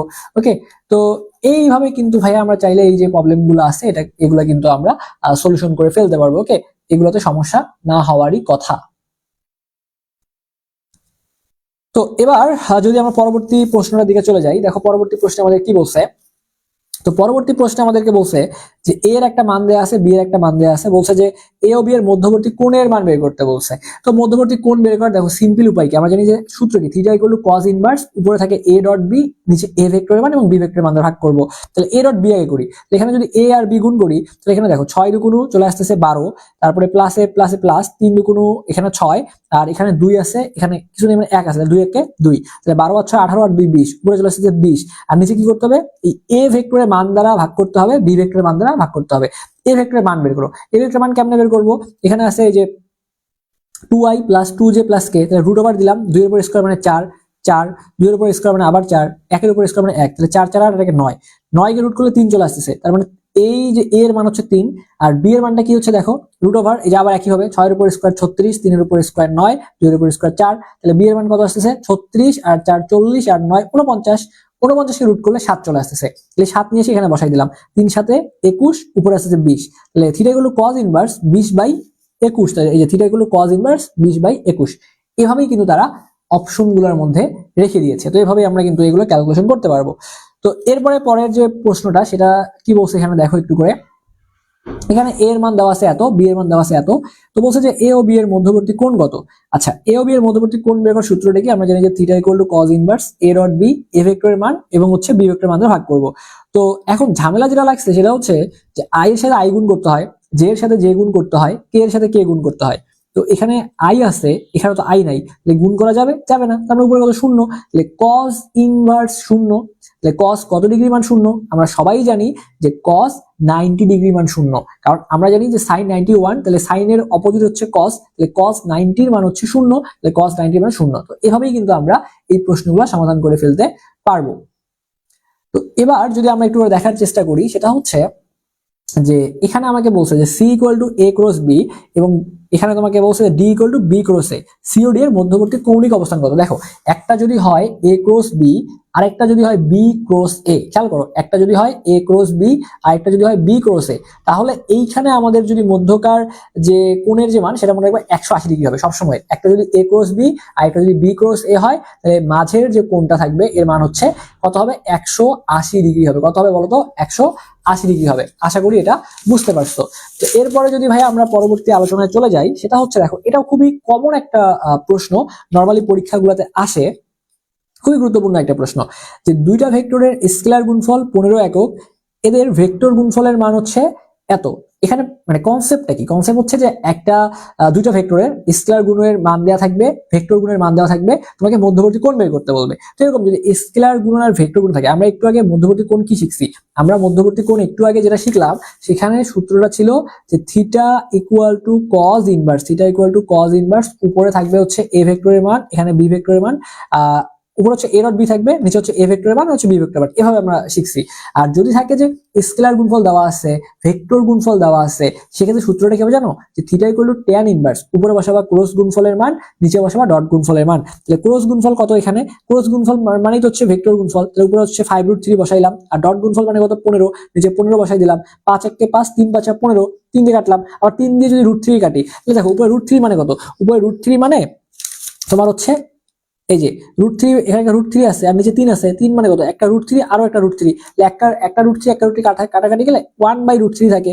তাহলে এখন আমাকে বলো যে tan ইনভার্স 1/√3 মানে tan কত ডিগ্রির মান হচ্ছে 1/√3, আমরা সবাই জানি যে tan 30 ডিগ্রির মান হচ্ছে 1/√3, তো থিটা আমাদের কত আসবে, 30 ডিগ্রি আসবে। এভাবে আমরা বের করে ফেললাম যে থিটার মানটা হচ্ছে 30 ডিগ্রি। তো এখানে আরেকটা প্রবলেম আছে বৃষ্টির সাথে, এটা আমি একটু পরে দেখাচ্ছি। তার আগে একটা প্রবলেম দেখো, যে উপাংশ রিলেটেড একটা প্রবলেম চলে আসছে, যে ভেক্টর রাশির মান দেখো এখানে বলছে যে ভেক্টর রাশির মান 10 একক হলে 60 ডিগ্রি কোণে তার উপাংশের মান কত হবে। তাহলে উপাংশ কেমনে বের করবা, দেখো এখানে তোমাকে এই যে মানটা বলেছে যে 10 একক, তাহলে এখানে তুমি লিখবা 10, তাহলে উপাংশ বের করার সিস্টেম কি, cos লিখতে হয় cos, আর এখানে কোণের মান বসাবা 10 cos 60, 10 আছে থাকলো, cos 60 ডিগ্রি মান কত, ঠিক আছে cos, এখানে তুমি sin 30 ডিগ্রি মান জানলে, sin 30 ডিগ্রি মান হাফ, তার মানে cos 60 ডিগ্রি মান হচ্ছে হাফ, সেখানে হাফ বসায় দাও, 2 × 2 5 × 2 10, তাহলে মান চলে আসতেছে কত, 5 চলে আসতেছে। এভাবে আমরা এটা বের করে ফেলতে পারবো। ওকে, বৃষ্টির সাথে একটু পরে করাচ্ছি। ওকে, তাহলে বৃষ্টির সাথে একটু দেখাই, দেখো বৃষ্টির সাথে একদম ক্লিয়ার করে দিব। সো বৃষ্টির সাথে বেসিক্যালি সূত্রটা কি, বৃষ্টির সাথে ম্যাথ করার জন্য সূত্রটা হচ্ছে যে tan থিটা ইকুয়াল টু মানুষের বেগ ডিভাইডেড বাই বৃষ্টির বেগ। তুমি একটা শর্টকাট তোমাকে শেখাই, প্রশ্নে যা খুশি বলতে পারে, বৃষ্টির বেগ সবসময় নিচে বসবে, আর যদি বলে মানুষের বেগ, সাইকেলের বেগ, যানবাহনের বেগ, যাই বলুক না কেন, এইগুলা বসবে উপরে, আর শুধুমাত্র নিচে বসবে হচ্ছে বৃষ্টির বেগ। এবং আমরা যখন থিটাটা আমাদেরকে বের করতে বলে, এই থিটাটা আমরা নর্মালি বের করি উলম্বের সাথে কোনটা বের করি, উলম্বের সাথে কোনটা বের করি। কিন্তু যদি পরীক্ষা আলাদা করে মেনশনই করে যে আনুভূমিকের সাথে ছাতা ধরছে, তাইলে কত ডিগ্রি কোণে কোণ মানে কোণ হয়েছে, এখানে কত কোণ হয়েছে, কত কোণ উৎপন্ন করছে, তাহলে আনুভূমিকের সাথে ছাতা ধরার কোণ যদি এই কথাটা বলে, তাহলে আমি আগে থিটাটা বের করব, বের করে 90 থেকে বিয়োগ করব, 90 থেকে যদি আবার থিটাটা বিয়োগ করি, তাহলে হচ্ছে আনুভূমিকের সাথে এটা বের হবে। আর যদি আনুভূমিক কিছু না বলে, নর্মালি জাস্ট আমি যে থিটা বের করবো, করলেই কাজ শেষ। এখন এখানে তোমাকে আমি কয়েকটা শর্টকাট শেখাই। তো শর্টকাট গুলো হচ্ছে প্রথমত এরকম, ধরো আমাকে বলছে যে একটা লোক 4 মিটার/সেকেন্ড বেগে যাচ্ছে, বৃষ্টিটা পড়তেছে 4 মিটার/সেকেন্ড, ঠিক আছে, এটাও 4 এটাও 4, আমি ম্যাথ করবো না, আমি বলবো থিটা হচ্ছে 45 ডিগ্রি, উত্তর হচ্ছে 45 ডিগ্রি, 4 4 45, যদি বলে 10 10 মানে 10 10, উত্তর 45। তারপরে যদি এই সংখ্যাগুলো একই হয়, মানুষের বেগ আর বৃষ্টির বেগ যদি একই হয়, তাহলে উত্তর হয় 45 ডিগ্রি হয়। কেন উত্তরটা 45 ডিগ্রি হয়, দেখো কারণ তুমি যদি এখানে দেখো যে tan থিটা ইকুয়াল টু মানুষের বেগ, তোমার মনে করো ধরো মানুষের বেগ মনে করো বলছে যে 40 বলছে, বৃষ্টির বেগ 40 বলছে, ওকে ফাইন, তাহলে tan থিটা ইকুয়াল টু 40/40 এখানে 1 থাকে, তাহলে tan কত ডিগ্রির মান হচ্ছে 1 বলো তো, আমরা জানি যে tan 45 ডিগ্রির মান হচ্ছে 1, তাহলে এই tan কাটাকাটি গেলে থিটা ইকুয়াল টু 45 ডিগ্রি চলে আসছে, ঠিক আছে, তাহলে এটা আমরা করে ফেলতে পারবো। এখন মনে করো তোমাকে বলছে যে একজন লোক মনে করো যে 100 মিটার/সেকেন্ড বেগে, ঠিক আছে, একজন লোক মনে করো 100 মিটার/সেকেন্ড বেগে যাচ্ছে, ধরে নাও, ঠিক আছে, একজন লোক 100 মিটার/সেকেন্ড বেগে যাচ্ছে, বৃষ্টি 45 ডিগ্রি কোণে, সরি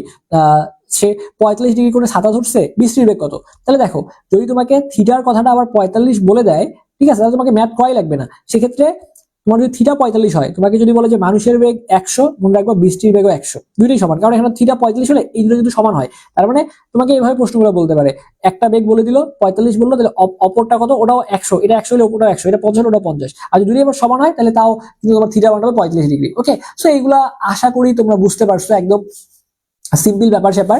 তো আমরা যদি একটু তাও সামারি করি, বা এই টাইপের যদি একটা প্রবলেম তোমাকে দেখাই, যেমনটা এখানে বলছে যে 4 মিটার/সেকেন্ড বেগে দৌড়ে যাওয়ার সময় একজন লোক 4 মিটার/সেকেন্ড বেগে লম্বভাবে এই যে পতিত বৃষ্টির সম্মুখীন হলো, বৃষ্টি থেকে রক্ষা পেতে তাকে কত করে ছাতা ধরতে হবে। ওকে ফাইন, কোনো সমস্যাই না, ঠিক আছে, কোনো সমস্যাই না। tan থিটা করে মানুষের বেগ বৃষ্টির বেগ, যেহেতু এখানে বলছে এটাও 4 এটাও 4, ম্যাথ করবোই না, ডিরেক্ট বসাই দিব 45 ডিগ্রি। যদি ম্যাথ করে দেখো তাও দেখো tan ইনভার্স এই যে কি মানুষের বেগ উপরে কত 4, বৃষ্টির বেগ কত 4, বসাই দাও, ক্যালকুলেশন করো, দেখো যে থিটা মান 45 ডিগ্রি চলে আসবে কোনো ঝামেলা ছাড়াই। ওকে, তো আশা করি এটা তোমরা পারবা। তো এবার আসো তোমাদেরকে আরো কিছু জিনিস একটু বলি, সেটা হচ্ছে যে তোমাকে যদি বলে যে এই যে গ্রেডিয়েন্ট, ডাইভারজেন্স এবং কাল, মনে রাখবা যে গ্রেডিয়েন্ট হচ্ছে একটা ভেক্টর রাশি, কাল হচ্ছে একটা ভেক্টর রাশি, ডটে ডাইভারজেন্স, ঠিক আছে, ডটে ডট, আর ডট মানে হচ্ছে স্কেলার রাশি, তার মানে এই ডাইভারজেন্সটা হচ্ছে স্কেলার রাশি, গ্রেডিয়েন্টটা হচ্ছে ভেক্টর রাশি, কালও হচ্ছে ভেক্টর রাশি। এখন এইখান থেকে পরীক্ষায় নর্মালি যে প্রশ্নগুলা আসে সেটা হচ্ছে যে তোমার এই ডাইভারজেন্স পজিটিভ হইতে পারে, এই ডাইভারজেন্স নেগেটিভ হইতে পারে, এবং এই ডাইভারজেন্স শূন্য হইতে পারে। পরীক্ষায় সব থেকে বেশি যেটা আসে যে ডাইভারজেন্স শূন্য হলে কাহিনী কি হয়, মনে রাখবা ডাইভারজেন্স শূন্য হলে এটাকে বলে সলিনয়েডাল বলে। আর ডাইভারজেন্স যদি পজিটিভ হয় তাহলে আউটপুট ফ্লাক্সের মানটা বেশি হয়, ইনপুট ফ্লাক্সের মানটা কম হয়। এখানে একটা জিনিস মনে রাখবা, ডাইভারজেন্স পজিটিভ হইলে আয়তন বাড়ে, ডাইভারজেন্স পজিটিভ হলে আয়তন বাড়ে, আয়তন বাড়লে ঘনত্ব কমে, আয়তন বাড়লে ঘনত্ব কমে। দুইটা মনে রাখলে মাথায় এলোমেলো হয়ে যাবে। এই জন্য একটা জিনিস মনে রাখবা, ডাইভারজেন্স পজিটিভ হলে আয়তন বাড়ে, আর ডাইভারজেন্স নেগেটিভ হলে আয়তন কমে। ডাইভারজেন্স নেগেটিভ হলে কি, আয়তন কমে। ওকে, আচ্ছা, আয়তন কমলে আবার কি, ঘনত্ব বাড়বে, উল্টাটা। ওকে, এটা পরীক্ষায় চলে আসে। আর কালের ক্ষেত্রে দেখো, কাল যেহেতু প্রথমেই বললাম এটা ভেক্টর রাশি, কাল যদি শূন্য হয়, এখন কাল শূন্য হলে এটাকে অঘূর্ণনশীল এবং সংরক্ষণশীল বলতেছে। এটা মনে থাকে না ভাই, কেমনে মনে রাখা যায় একটু বলেন তো। দেখো, যদি কাল শূন্য, মনে করো আমরা এটাকে তুলনা করবো একটা ফ্যানের সাথে তুলনা করবো, কি সাথে তুলনা করবো, ফ্যানের সুইচের সাথে তুলনা করবো, তুলনা করবো।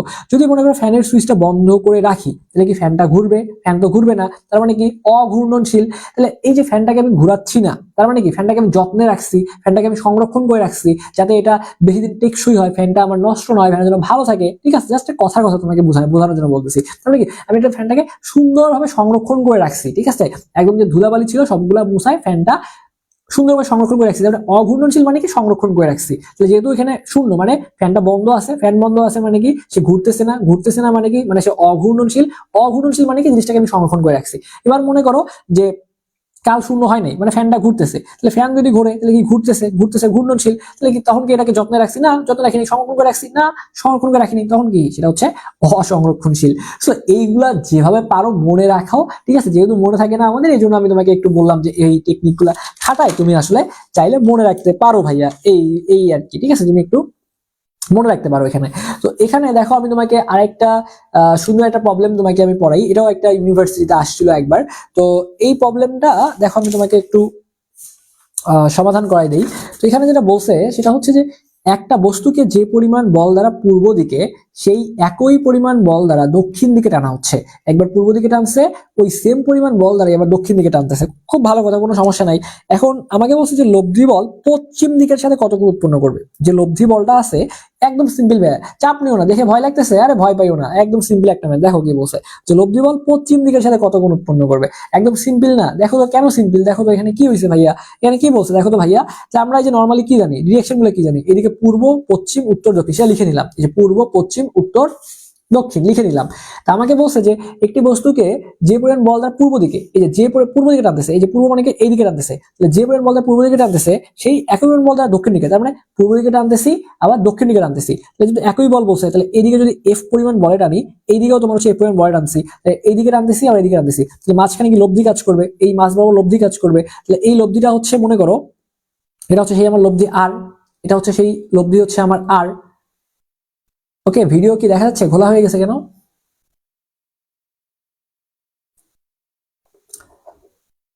আশা করব দেখাই যাচ্ছে।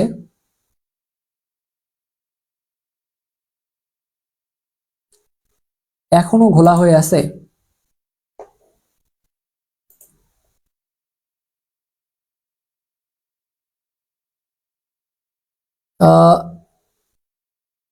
মেবি নেটওয়ার্ক একটু প্রবলেম করতেছে।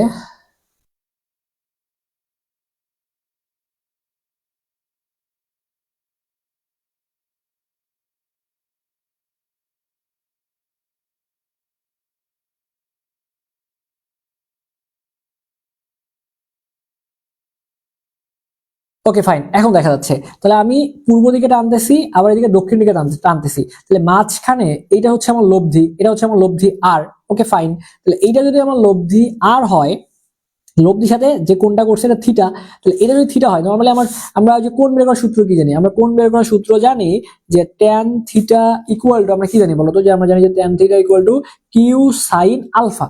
আমরা আলফা দিয়ে লিখি, বাট এখানে যদি থিটা ধরছি, এখানে আমি থিটাই ধরলাম, তাহলে কিউ সাইন আলফা, তারপর হচ্ছে পি প্লাস কিউ বলতো কি কস আলফা, বা থিটা ধরার কারণে এখানে থিটা ধরে নিলাম। ওকে, সমস্যা নাই। ওকে ফাইন, তো আমি যদি থিটার মানটা বের করতে চাই, দেখো থিটার মানটা, এই থিটার মানটা বের করি আগে।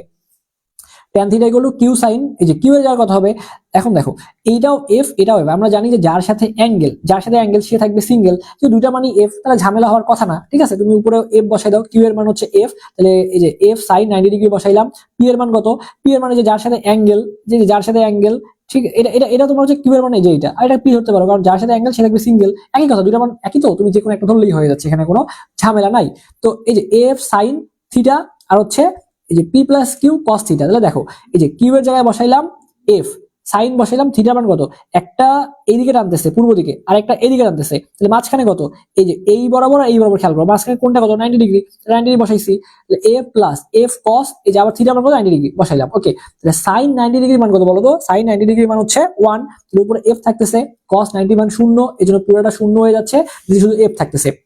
তাহলে এই জায়গাটায় যে কাহিনীটা হইলো আমার, সেটা হচ্ছে যে tan theta equal two tan, এখানে 1 আছে, তাহলে tan কত ডিগ্রি মান 1? আমরা জানি tan 45 ডিগ্রির মান 1, তাই না? তাহলে আমি বলতে পারি যে থিটা ইকুয়াল টু আমার 45 ডিগ্রি বলতে পারি, থিটাটা 45 ডিগ্রি আসছে, তার মানে এই যে এতটুকু অংশ আমার 45 ডিগ্রি, এটা যদি 45 ডিগ্রি হয়, তাহলে এই যে এখান থেকে এতটুকু অংশ হচ্ছে আমার 45 ডিগ্রি, এতটুকু অংশ হচ্ছে আমার 45 ডিগ্রি। বাট যেহেতু আমাকে বলছে পশ্চিম দিকের সাথে কত গুণ উৎপন্ন করবে, এই যে এখানে আমাকে বলছে পশ্চিম দিকের সাথে কত গুণ উৎপন্ন করবে, তার মানে দেখো এই পশ্চিম দিকে এইটা, এই পশ্চিম দিকের সাথে লব্ধির যে ডিস্টেন্সটা দেখো তো, এই যেখান থেকে শুরু করে এই যে এতটুকু না, এই যে এতটুকু না, এই লব্ধি এটা এতটুকু আমার লাগবে, তাহলে এখান থেকে এই পর্যন্ত কত? 90, আর এতটুকু তো বের করলাম, এটাও যদি 45 হয় এটাও 45, তাহলে এতটুকু হচ্ছে এই যে এখান থেকে এই পর্যন্ত হচ্ছে 90, এখান থেকে এই পর্যন্ত হচ্ছে 90, এই পর্যন্ত হচ্ছে 90, কারণ এই দেখো এটা 90 না, অবশ্যই 90, আর এখানে কত? 45, 90 আর 45 যোগ করলে কত আসে দেখো, এই যে 90 আর 45 যোগ করলে আসে 135 ডিগ্রি চলে আসে। তাহলে যখন আমাকে ভাইয়া এখানে আমাকে বলছে পশ্চিম দিকের সাথে কোণ বের করতে বলছে, তাহলে এতটুকু 90 এর সাথে 45 যোগ করে দিলাম, তাহলে সব মিলে চলে আসলো থিটার মানটা 45 ডিগ্রি চলে আসলো। ওকে, আশা করি এই প্রবলেমটা তোমরা বুঝতে পারছো। তো এরপরে দেখো আরেকটা প্রবলেম, দেখো এখানে কি বলছে আমাদেরকে।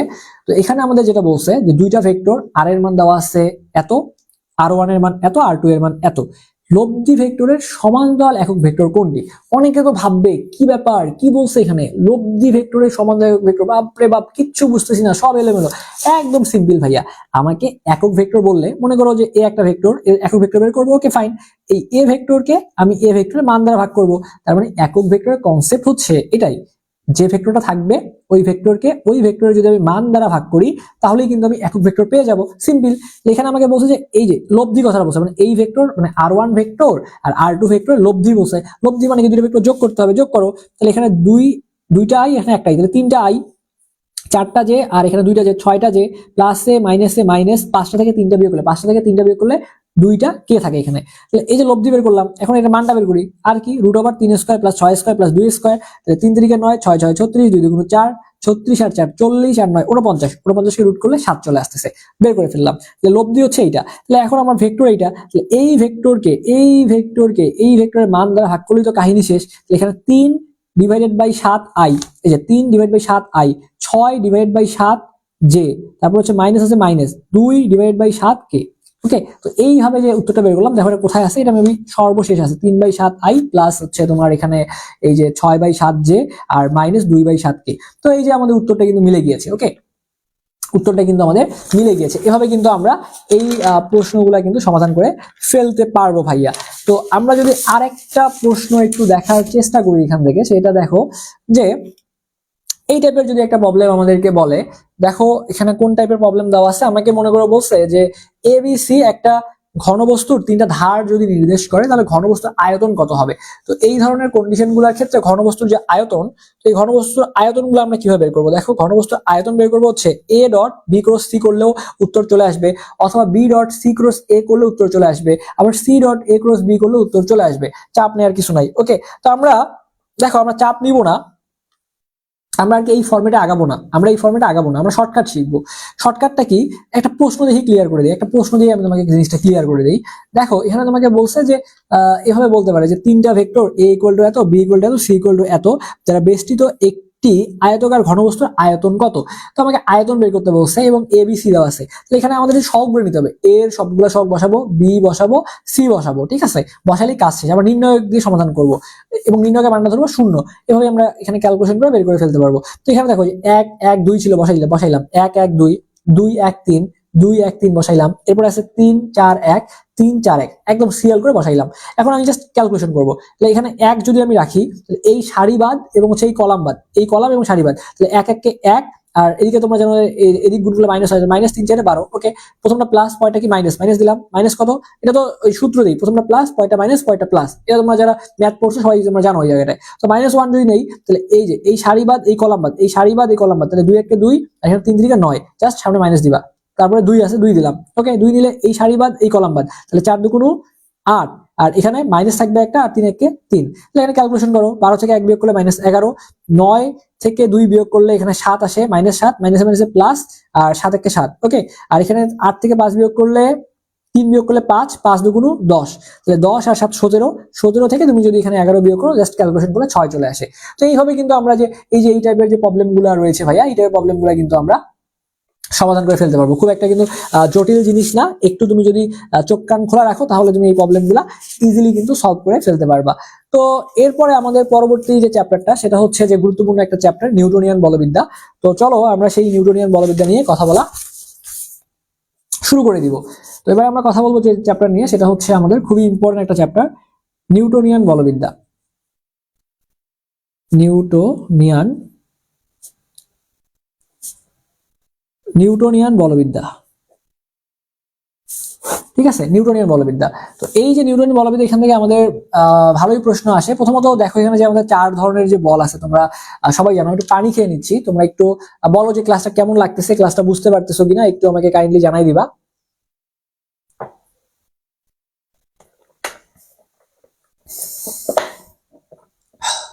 Okay fine. সো যে জিনিসটা বলতেছিলাম সেটা হচ্ছে যে এখানে 4 ধরনের বল আছে। তোমরা জানো যে মহাকর্ষ বল, তড়িৎ চুম্বকীয় বল, সবল নিউক্লিয় বল এবং হচ্ছে দুর্বল নিউক্লিয় বল।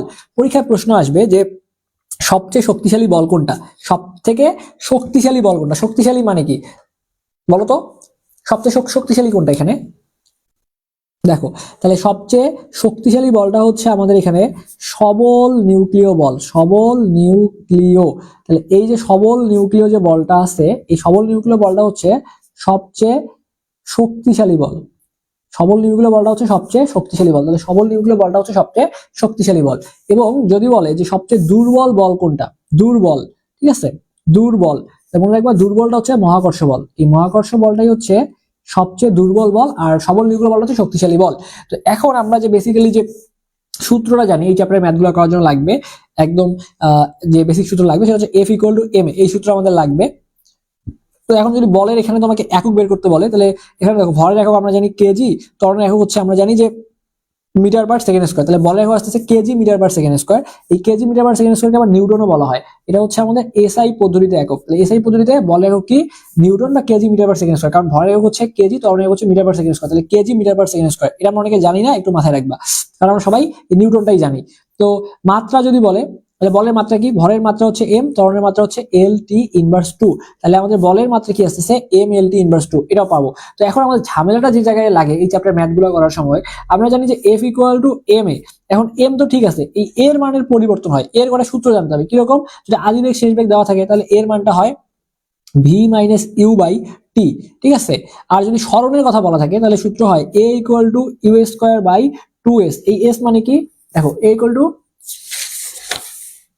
u²/2s, এই s মানে হচ্ছে সরণ, এই s মানে হচ্ছে সরণ। তো যদি সরণের কথা বলা থাকে, তখন এখানে যে এই যে 2s, এই সূত্রটা আসবে। আর যদি তম সেকেন্ড বলা থাকে, তখন আমাদের এর সূত্রটা, যদি তম সেকেন্ড বলা থাকে, তাহলে এর সূত্রটা হয় এর সূত্র হবে s2 - s1, s2 - s1 এবং হচ্ছে t2 - t1। যদি পরীক্ষায় কি বলা থাকে, যদি পরীক্ষায় তম সেকেন্ড কথাটা বলা থাকে, যদি পরীক্ষায় তম সেকেন্ড, এই তম সেকেন্ড কথাটা বলা থাকলে s2 - s1 এবং t2 - t1, এই সূত্রটা হয়। তো এবার আমরা একটু বলের ঘাত নিয়ে একটু পড়ি, বলের ঘাত, তারপরে আমরা ম্যাথে চলে যাই।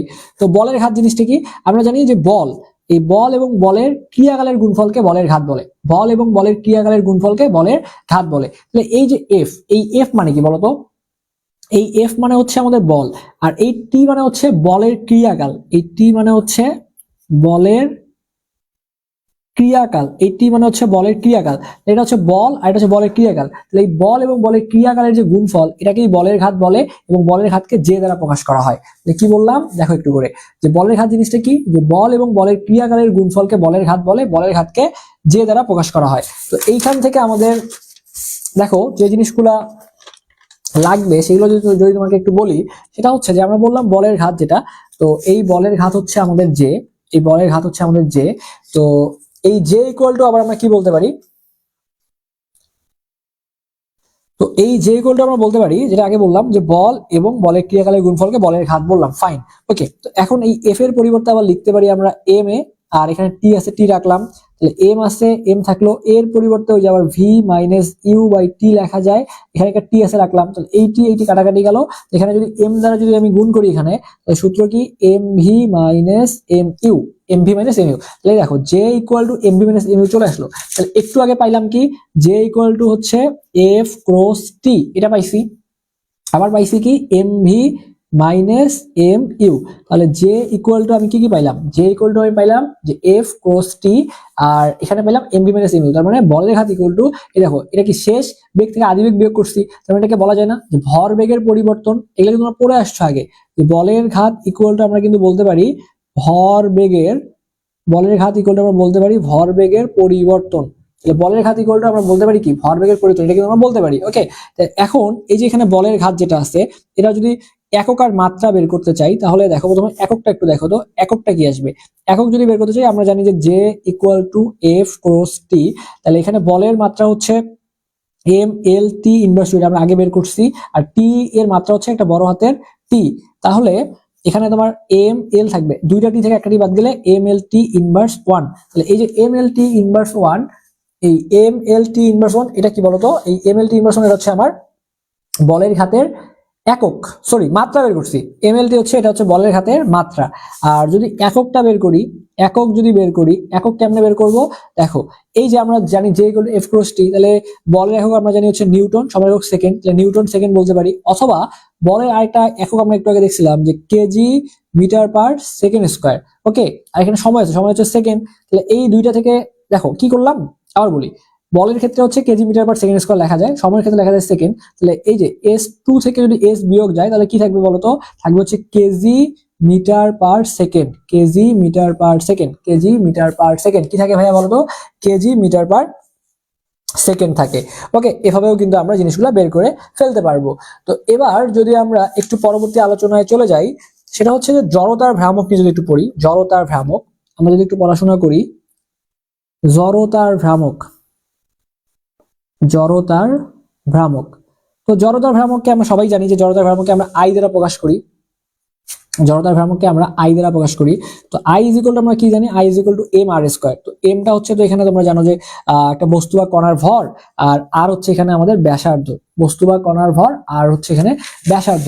তো এখন এখান থেকে যা লাগবে যে জড়তার ভ্রামকের এককটা কি আর মাত্রাটা কি। তো জড়তার ভ্রামকের যদি একক জানতে চাই, তাহলে দেখো ভরের একক হচ্ছে কেজি, আর এখানে ব্যাসার্ধের একক হচ্ছে মিটার, তাহলে KG meter square, kg kg meter square. আর যদি মাত্রা বের করি তাহলে বড় হাতের এম, তাহলে ভরের মাত্রা হচ্ছে একটা বড় হাতের এম, ব্যাসার্ধের মাত্রা হচ্ছে এল, স্কোয়ার আছে স্কোয়ার দিয়ে দাও, তাহলে এম এল স্কোয়ার। তাহলে জড়তার একক হচ্ছে, জড়তার ভ্রামকের একক হচ্ছে কেজি মিটার স্কোয়ার, আর জড়তার ভ্রামকের যদি মাত্রা তোমাদের কাছে জানতে চাই তাহলে মাত্রা হচ্ছে এম এল স্কোয়ার। ঠিক আছে, তোমরা এই পর্যন্ত বুঝতে পারছো কিনা একটু আমাকে কাইন্ডলি কমেন্ট করে জানাই দিবা, যারা এই পর্যন্ত ক্লাসটা দেখতেছো এই পর্যন্ত বুঝতে পারছো কিনা একটু আমাকে জানাই দিবা। ওকে, এবার দেখো এখানে আমরা কিছু কন্ডিশন দেখবো, জড়তার ভ্রামকের ক্ষেত্রে কিছু কন্ডিশন দেখবো। তো মনে করো যে এটা হচ্ছে একটা বস্তু, এটা হচ্ছে একটা বস্তু, এই বস্তুকে যদি আমি একটা অক্ষের সাপেক্ষে, ঠিক আছে, একদম মাঝ বরাবর ঘুরাই, ঠিক আছে, মাঝখান দিয়ে, এটা একটা অক্ষ, এই অক্ষের সাপেক্ষে যদি আমি এই বস্তুটাকে যদি মাঝ বরাবর ঘুরাই, তাহলে জড়তার ভ্রামকের সূত্রটা হবে I is equal to 1/12 ml square. ঠিক আছে, আচ্ছা, তারপরে মনে করো এটা সেই আমার অক্ষ, এই অক্ষের সাপেক্ষে মাঝখান দিয়ে ঘুরাইছি, এবার যদি কিনারা দিয়ে ঘুরাই, এই যে একদম যদি কিনারা দিয়ে ঘুরাই, ঠিক আছে, যদি কিনারা বরাবর যদি ঘুরাই, তাহলে জড়তার ভ্রামকটা হবে I is equal to 1/3 ml square. মাঝখান দিয়ে হইলে 1/12 ml স্কোয়ার, কিনারা দিয়ে হইলে 1/3 ml স্কোয়ার। এখন যদি বলো যে পৃথিবী বা নিরেট গোলকের ক্ষেত্রে সূত্রটা কি, পৃথিবী যদি বলে যে পৃথিবী বা নিরেট গোলক, পৃথিবী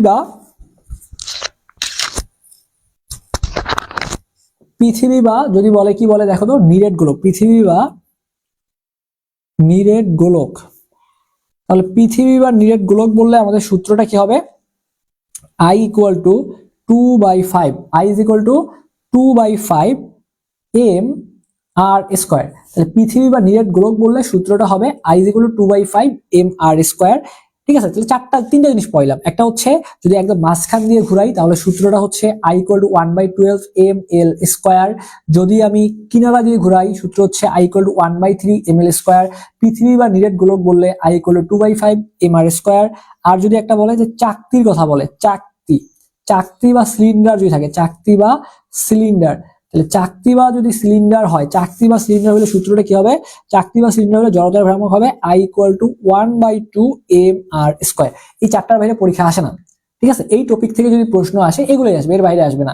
চাকতি বা সিলিন্ডার আসলে 1/2 m r স্কয়ার। ওকে, এবার একটু টর্কের একক মাত্রা সম্পর্কে জানবো, কারণ এগুলো পরীক্ষায় জানতে চাই যে টর্কের একক, টর্কের মাত্রা, এই জিনিসগুলো পরীক্ষায় জানতে চাই। তো আমরা যদি একটু টর্কের ব্যাপারটা একটু দেখি যে টর্ককে কি দ্বারা প্রকাশ করা হয়। তোমরা সবাই জানো যে টর্ক যে জিনিসটা আছে, টর্ক, তো এই যে টর্ক, এই টর্ককে কিন্তু আমরা টাউ দ্বারা প্রকাশ করি, টর্ক টাউ দ্বারা প্রকাশ করি, তাই না? তো এই টাউ এর সূত্রটা কি? যে টাউ ইকুয়াল টু আমরা জানি যে R cross F, tau is equal to R cross F. এটা আমাদের সূত্র মুখস্থ রাখা লাগবে, tau is equal to R cross F.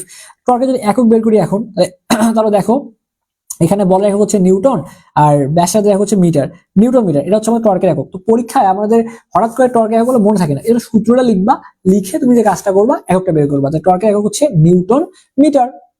ওকে, তো টর্কের এককটা কি হচ্ছে ভাইয়া বলতো? আমাদের নিউটন মিটার চলে আসতেছে। এখন যদি আমি এখানে মাত্রা বের করি, আমি যদি এখন মাত্রা বের করি তাহলে তোমার বলের মাত্রা কি জানো? যে এম এল স্কয়ার, সরি, বলের মাত্রা কি এম এল টি ইনভার্স 2, আর এখানে একটা ব্যাসার্ধ আছে, ব্যাসার্ধর মাত্রা হচ্ছে একটা এল। তাহলে এল আর এল গুণ করলে হয় এল স্কয়ার। তাহলে এম এল স্কয়ার, এই যে এল আর এল গুণ করলে এল স্কয়ার, তাহলে টি ইনভার্স 2। তাহলে এটা হচ্ছে আমার m l square t inverse 2, এটা হচ্ছে আমার টর্কের মাত্রা। M l square t inverse 2 এটা হচ্ছে আমার টর্কের মাত্রা। এগুলো পরীক্ষা আসে। এবার দেখো যে কৌণিক ভরবেগ, আমরা একটু আগে ভরবেগ নিয়ে আলোচনা করছি, দেখো ভরবেগের, এই যে ভরবেগ নিয়ে আলোচনা করছি। তো এই যে এখানে কোথায় পড়াইলাম, এখানে ভরবেগের পরিবর্তন নিয়ে আলোচনা করছি, বলের ঘাত নিয়ে আলোচনা করছি। ওকে, আচ্ছা, তো এখন ভরবেগের সাথে আমরা একটু কৌণিক ভরবেগের ব্যাপারটা আমাদের একটু ক্লিয়ার করতে হবে। কৌণিক ভরবেগ, তো আমি যদি কৌণিক ভরবেগ বলি, দেখো এই কৌণিক ভরবেগকে নরমালি এল দ্বারা প্রকাশ করা হয়, যেটা আমাদের রৈখিক ক্ষেত্রে ভরবেগকে পি দ্বারা প্রকাশ করা হয়। আমরা জানি রৈখিক ভরবেগ p equal to m r v. ঠিক আছে, ভর বেগের গুণফলকে ভরবেগ বলে। আর রৈখিক ভরবেগের ক্ষেত্রে পি এর পরিবর্তে হয়ে যায় এল। এল এর সূত্রটা কি? L equal to R cross P, L equal to R cross P. Okay, আচ্ছা, তো এখন যদি কৌণিক ভরবেগের আমি তোমাকে বলি যে ভাইয়া আমাকে বলো তো যে কৌণিক ভরবেগের সূত্র কি লিখলাম? যে L equal to R cross P, এর এককটা কি? কৌণিক ভরবেগের ক্ষেত্রে এককটা কি? তাহলে এখানে ভরবেগের যে একক সেটা আমরা জানি যে ভর আর বেগ। তাহলে ভরের একক হচ্ছে কি বলতো? ভরের একক হচ্ছে কেজি, বেগের একক হচ্ছে মিটার পার সেকেন্ড। তাহলে ভর বেগের একক আসছে কেজি মিটার পার সেকেন্ড, ভর বেগের একক আসছে কেজি মিটার পার সেকেন্ড। তাহলে ভর বেগের একক কি? KG metre per second. তাহলে ভরবেগের একক যদি হয় কেজি মিটার পার সেকেন্ড, আর এখানে ব্যাসার্ধ, তাহলে ব্যাসার্ধের একক হচ্ছে একটা মিটার। তাহলে এখানে কি আসছে? KG metre square. তাহলে আসবে কেজি, কি আসবে এখানে বলতো? কেজি, এই যে মিটার মিটার মিটার স্কয়ার, তাহলে KG metre square per second, KG metre square per second. এটা কি আসলো? এই যে KG metre square per second, এটা আসলে আমার কৌণিক ভরবেগের একক চলে আসলো। তো এখন যদি আমি এখানে কৌণিক ভরবেগের মাত্রাটা বের করতে চাই তাহলে কি আসবে? দেখো কৌণিক ভরবেগের মাত্রা কেমনে বের করব? এখানে আমরা ওই যে ভরবেগের মাত্রা, এটা তো আমরা জানি। দেখো এখান থেকে যদি বের করে নেই যে ভরের মাত্রা হচ্ছে এম, বেগের মাত্রা হচ্ছে এল টি ইনভার্স 1, তাহলে ভরবেগের মাত্রা হচ্ছে এম এল টি ইনভার্স 1। তাহলে এখানে ভরবেগের মাত্রা হচ্ছে এম এল টি ইনভার্স 1, আর এখানে আর আর আর এর মাত্রা কি? একটা আর এর মাত্রা হচ্ছে বড় হাতের এল। তাহলে এখানে তোমার যে এম এল এল আসতেছে এল স্কয়ার টি ইনভার্স 1। তাহলে m l square t inverse 1 এটা হচ্ছে আমাদের কৌণিক ভরবেগের মাত্রা। কৌণিক ভরবেগের মাত্রা কি আসতেছে? M l square t inverse 1। Okay fine, তো এতটুকু জানলেই আমাদের এখান থেকে হবে। এবং তোমরা সামনে পরীক্ষা কোথায় দিবা বলো তো? সামনে আমরা ক্লাসগুলো এমনভাবে নেওয়ার চেষ্টা করি যেন তোমাদের সবগুলো জিনিসই কভার আপ হয়। যেহেতু তোমাদের সামনে পরীক্ষা রয়েছে, তোমাদের হাজী দানেশ, ঠিক আছে, হাজী দানেশের পরীক্ষা দিবা, কুমিল্লা ইউনিভার্সিটিতে পরীক্ষা দিবা। তো যেহেতু হাজী দানেশ এবং কুমিল্লার পরীক্ষা দিবা, এই ইউনিভার্সিটি গুলাতে কিছু ইনফরমেশন খুব বেশি আছে। সেটা কি জানো? যে ঘড়ির কাঁটার কৌণিক বেগ সেকেন্ডের ক্ষেত্রে কত, মিনিটের ক্ষেত্রে কত, ঘন্টার ক্ষেত্রে কত। এখন যারা হচ্ছে বোকা তারা কি করবে, পরীক্ষা হলে ম্যাথ করা শুরু করে দিবে। তাই এখন পরীক্ষা হলে কি ম্যাথ করে এগুলা এত জিনিস কভার করা পসিবল না। এই জন্য আমাদের কিছু মানে ডাটা মুখস্থ রাখতে হবে। কোন কোন ডাটাগুলো মুখস্থ রাখবা? এই যে এই কয়েকটা ডাটা মুখস্থ রাখবা। দেখো, ঘড়ির কাঁটার কৌণিক বেগ যদি আমাদের সেকেন্ড বলে, সেকেন্ডের ক্ষেত্রে হচ্ছে π/30, ঠিক আছে, তাহলে π/30 রেডিয়ান পার সেকেন্ড। তাহলে ঘড়ির কাঁটার কৌণিক বেগ যদি আমার সেকেন্ডের ক্ষেত্রে বলে, তাহলে সেকেন্ডের ক্ষেত্রে হচ্ছে π/30 রেডিয়ান পার সেকেন্ড। মিনিটের ক্ষেত্রে বললে π/1800 রেডিয়ান পার সেকেন্ড। যদি ঘন্টার ক্ষেত্রে বলে π/12 × 1800 রেডিয়ান পার সেকেন্ড। এখন পরীক্ষায় কোনটা আসে জানো? এটাও আসে। সেকেন্ড বললে π/30 মনে রাখবা, মিনিট বললে π/1800 রেডিয়ান পার সেকেন্ড মনে রাখবা, ঘন্টায় বললে এই যে π/12 × 1800, এটা ক্যালকুলেশন করলে আবার এই মানটা আসে। এখন পরীক্ষায় এই মানটা ডিরেক্টলি দিয়ে দেয়। হাজী দানেশে হুবাহু এই মানটা আসছিল। ম্যাথ তো করার সময় পরীক্ষায় পাওয়া যাবে না, এই জন্য মুখস্থ রাখবো যে ঘন্টা এই তিনটা ফিক্সড, এর বাইরে তো নাই ভাইয়া। এই ঘড়ির তিনটাই, একটা সেকেন্ডের ক্ষেত্রে, একটা মিনিটের ক্ষেত্রে, একটা ঘন্টার ক্ষেত্রে। একটু কষ্ট করে মনে রাখলেই হয়। তাহলে ঘন্টার ক্ষেত্রে এই মানটা কত হবে বলতো? ঘন্টার ক্ষেত্রে এই মানটা হচ্ছে যে 1.45, এটা ক্যালকুলেট করে দেখবা, চলে আসে 1.45 গুণ 10^4, 1.45 গুণ 10^4 রেডিয়ান পার সেকেন্ড। কি বললাম যে 1.45 গুণ 10^4 রেডিয়ান পার সেকেন্ড। এই মানটা একটু কষ্ট করে মনে রাখলেই হবে। তো চলো আমরা একটু করে দেখি যে এখান থেকে আমাদের ম্যাথ কিভাবে আসতে পারে। তার আগে আরেকটা সর্বশেষ একটা সূত্র বলি। যদি গুলি আর বন্দুকের কোনো প্রবলেম পরীক্ষা আসে, সেটা তুমি জীবনে যেখানেই পরীক্ষা দাও না কেন, বন্দুক আর গুলি রিলেটেড প্রবলেম আসলে মনে রাখবা এই ভিটা কি বড় করে লিখছি ছোট করে লিখছি, এটা খেয়াল রাখবে। এটা বড় হাতের ভি লিখছি, তাহলে বড় হাতের v equal to -mv divided by m. এই সূত্রের দিকে তাকাইলেই হয়ে যায়, আর কিচ্ছু লাগে না। এখানে দেখো এমটা বড় হাতে লিখছি, তাহলে আমার দুইটা জিনিস টপিক ছিল এখানে। একটা হচ্ছে বন্দুক ছিল, একটা ছিল বন্দুক, একটা ছিল হচ্ছে গুলি। এখন তোমরা আমাকে একটু বলো তো, বেসিক কাজে লাগায়, যে বন্দুকটা বড় হয় নাকি গুলি বড় হয়? ডেফিনেটলি গুলি তো অবশ্যই ছোট হবে, গুলি ছোট হবে। আর বন্দুকটা পুরা যে রাইফেলটা, তাহলে ডেফিনেটলি আমাদের রাইফেলটা আমাদের বড় হবে, তাই না? রাইফেলটা আমাদের বড় হবে। রাইফেলটা আমাদের এখানে কি হচ্ছে, বড় হচ্ছে। আর গুলিটা হচ্ছে আমাদের ছোট একটা জিনিস, গুলিটা হচ্ছে ছোট একটা জিনিস। তো এখন বেসিক্যালি যে ব্যাপারটা দাঁড়াইছে, গুলির ছোট মানে কি, এইখানে যে সংখ্যাগুলো লিখছি, এই যে ছোট হাতের ভি, এটা হচ্ছে গুলির বেগ, ছোট হাতের এম গুলির ভর, এম বড় হাতের লিখছি, বড় করে লিখছি, তার মানে বড় করে লিখছি মানে এটা হচ্ছে বন্দুকের ভর, বড় করে লিখছি মানে কি, এটা বন্দুকের বেগ। তার মানে বড় হাতের ভি দ্বারা বোঝাচ্ছি বন্দুকের বেগ, বড় হাতের এম দ্বারা বোঝাচ্ছি গুলির ভর, ছোট দ্বারা বোঝাচ্ছি, সরি, বড় মানে কি, বন্দুকের ভর, বন্দুকের বেগ। আর ছোট হাতের ভি মানে হচ্ছে এই যে ছোট হাতের এম মানে হচ্ছে গুলির ভর, ছোট হাতের ভি মানে হচ্ছে গুলির বেগ। ওকে, ছোটগুলা মানে গুলি। ওকে, আচ্ছা, এরপরে চলে আসো আমরা যদি একটু করে ম্যাথ গুলা একটু দেখার চেষ্টা করি। তো এখানে দেখো প্রথম যে ম্যাথটা আমরা দেখবো, যে ম্যাথটা কথা আমাকে বলছে যে স্থির অবস্থা থেকে 30 কেজি ভর বিশিষ্ট কোনো বস্তু নির্দিষ্ট ক্রিয়ার ফলে 3 সেকেন্ড পর 15 মিটার পার সেকেন্ড বেগ অর্জন করে, বলটার পরিমাণ কত? তো আমি তোমাকে একটা জিনিস আজকে ক্লিয়ার করে দিই। আমি জানি না তোমরা এটা জানো কিনা। যদি তোমাকে বল বের করতে বলে, পৃথিবীতে একটাই সূত্র আছে। বল যদি এফ বের করতে বলে, পৃথিবীতে একটাই সূত্র আছে, সেটা হচ্ছে F equal to M A.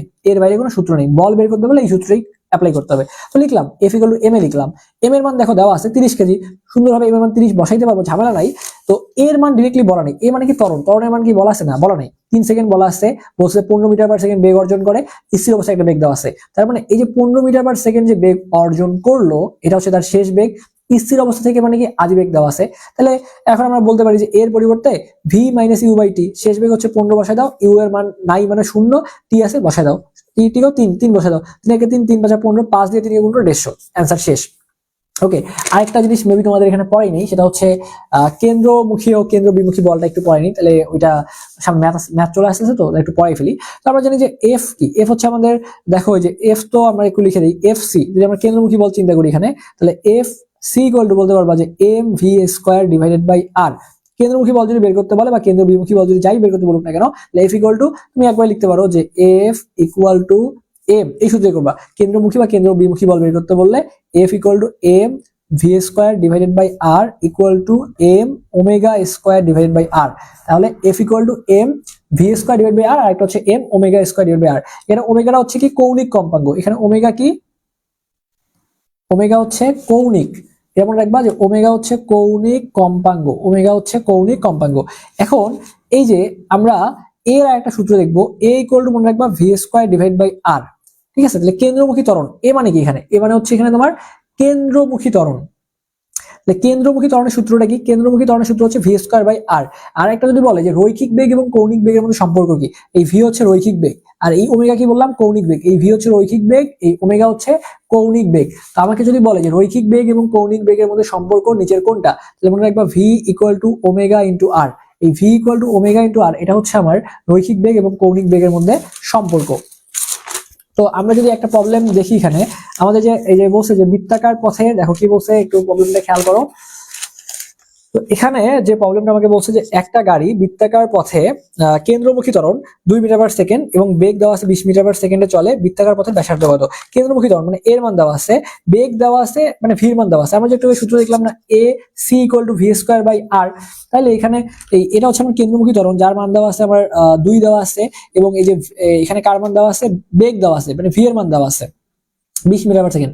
ব্যাসার্ধ আর বের করতে বলছে, আরটাকে এখানে নিয়ে যাও, এসিটাকে নিচে নিয়ে আসো, আর আরই করলেই হয়ে যাচ্ছে। তাহলে ভি এর মান কত বলা আসছে 20 মিটার পার সেকেন্ড, যেহেতু উপরে স্কোয়ার আছে এই জন্য 20 গুণন 20 লিখলাম। এর মান ত্বরণ, ত্বরণ দেওয়া আছে 2 লিখলাম, 2 একে 2, 10 দুগুণ 20, 20 আর 10 গুণ করলে 200 চলে আসে। এটা শেষ হয়ে যাচ্ছে এভাবে। তো এবার যদি পরবর্তীতে চলে আসো, যে তোমাকে যেটা বলছে এখানে যে একটি দেয়াল ঘড়ির সেকেন্ডের কাটার দৈর্ঘ্য হচ্ছে এত সেন্টিমিটার, এর প্রান্তের রৈখিক বেগ কত। একদম সিম্পল, এই ধরনের প্রবলেমগুলো পরীক্ষায় আসে। তো প্রান্তের রৈখিক বেগ বের করতে বললে যে কাজটা করব, আমরা জানি যে V equal to omega into R, ওই রৈখিক বেগ বের করতে বলছে, কারণ ভি হচ্ছে রৈখিক বেগ, ওমেগা ইন্টু আর। এবং ওমেগার আরেকটা সূত্র আছে, ওমেগা ইকুয়াল টু আবার কি লেখা যায়, 2 পাই বাই টি লেখা যায়, ওমেগার পরিবর্তে আবার লেখা যায় 2 পাই বাই টি লিখলাম, আর আছে আর লিখলাম, 2 আছে 2 রাখলাম, পাই, পাইয়ের মান আমরা জানি 3.1416, ক্যালকুলেশন করার সুবিধার্থে শুধু 3 লিখলাম এখানে ক্যালকুলেশনের সুবিধার্থে, যেহেতু মানগুলো একটু ঝামেলাপূর্ণ দিছে। প্রবলেমটা অনেক আগে আসছিল বাংলাদেশ কৃষি বিশ্ববিদ্যালয়ে।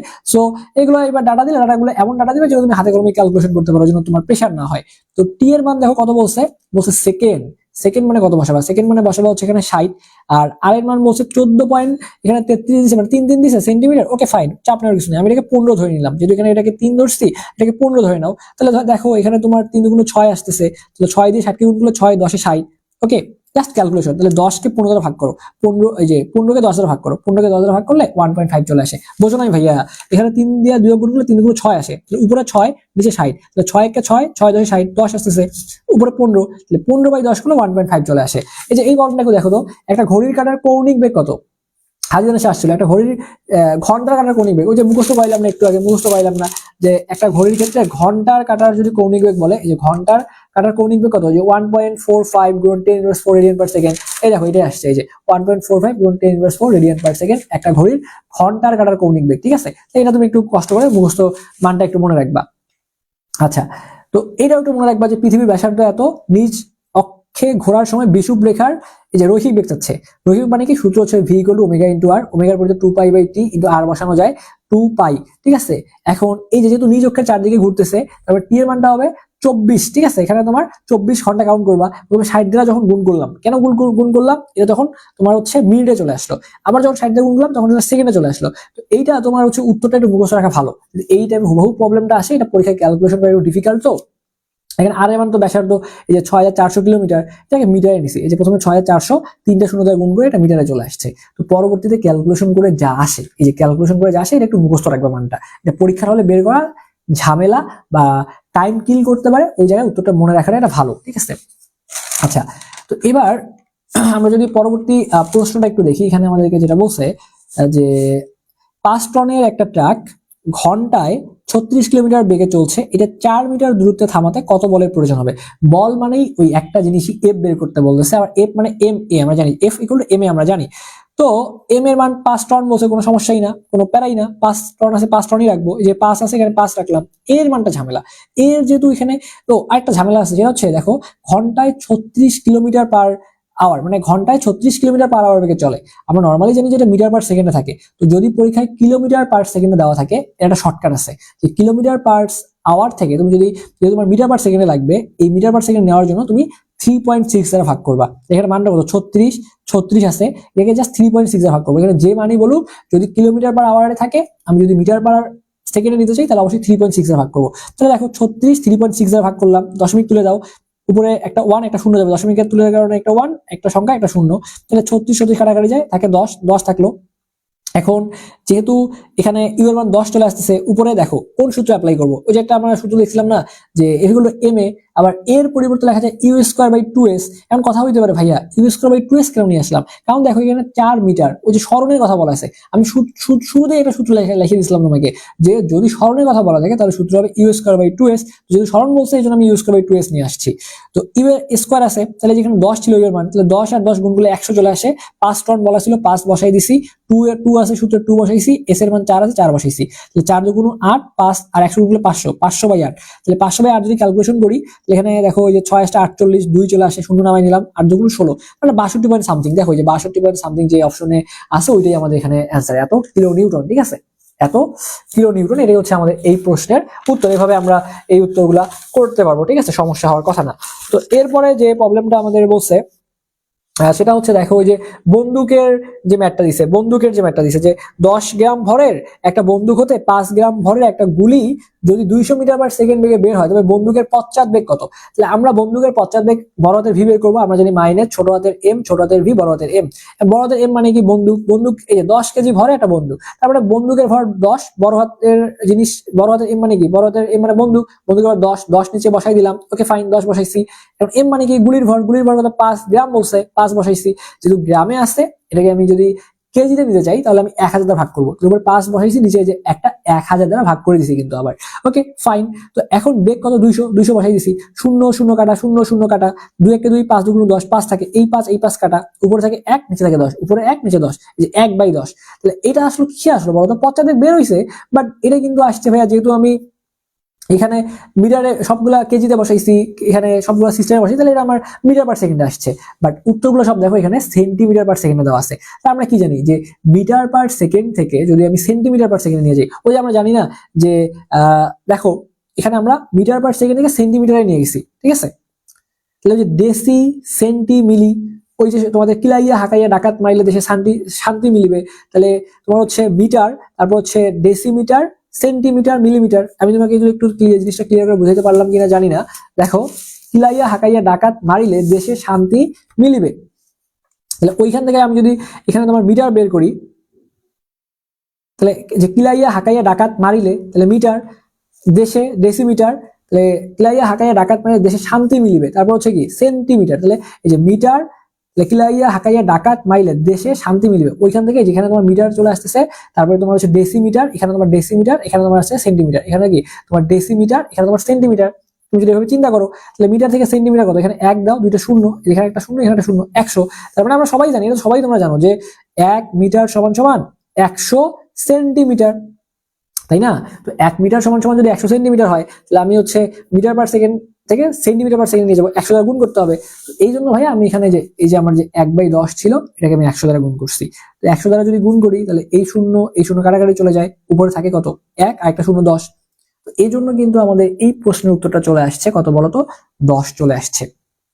আচ্ছা, তো এখানে আরেকটা প্রবলেম দেওয়া আছে, একটু দেখার চেষ্টা করো। সেটা হচ্ছে যে বলছে যে এত কেজি ভরের একটি খণ্ডকে এত মিটার লম্বা একটা সুতার এক প্রান্তে বেঁধে বৃত্তাকার পথে প্রতি মিনিটে 100 বার ঘোরালে সুতার উপর কত টান পড়বে? তো এই যে টান যে বের করতে বলছে, এটা সূত্রটা তুমি অ্যাপ্লাই করবা, F = m omega square into r। ওমেগার পরিবর্তে আবার লেখা যায় 2πn ডিভাইডেড বাই t, আর আছে আর রাখলাম। এম এর মান দেখো বলছে 0.25, বসাই দিলাম।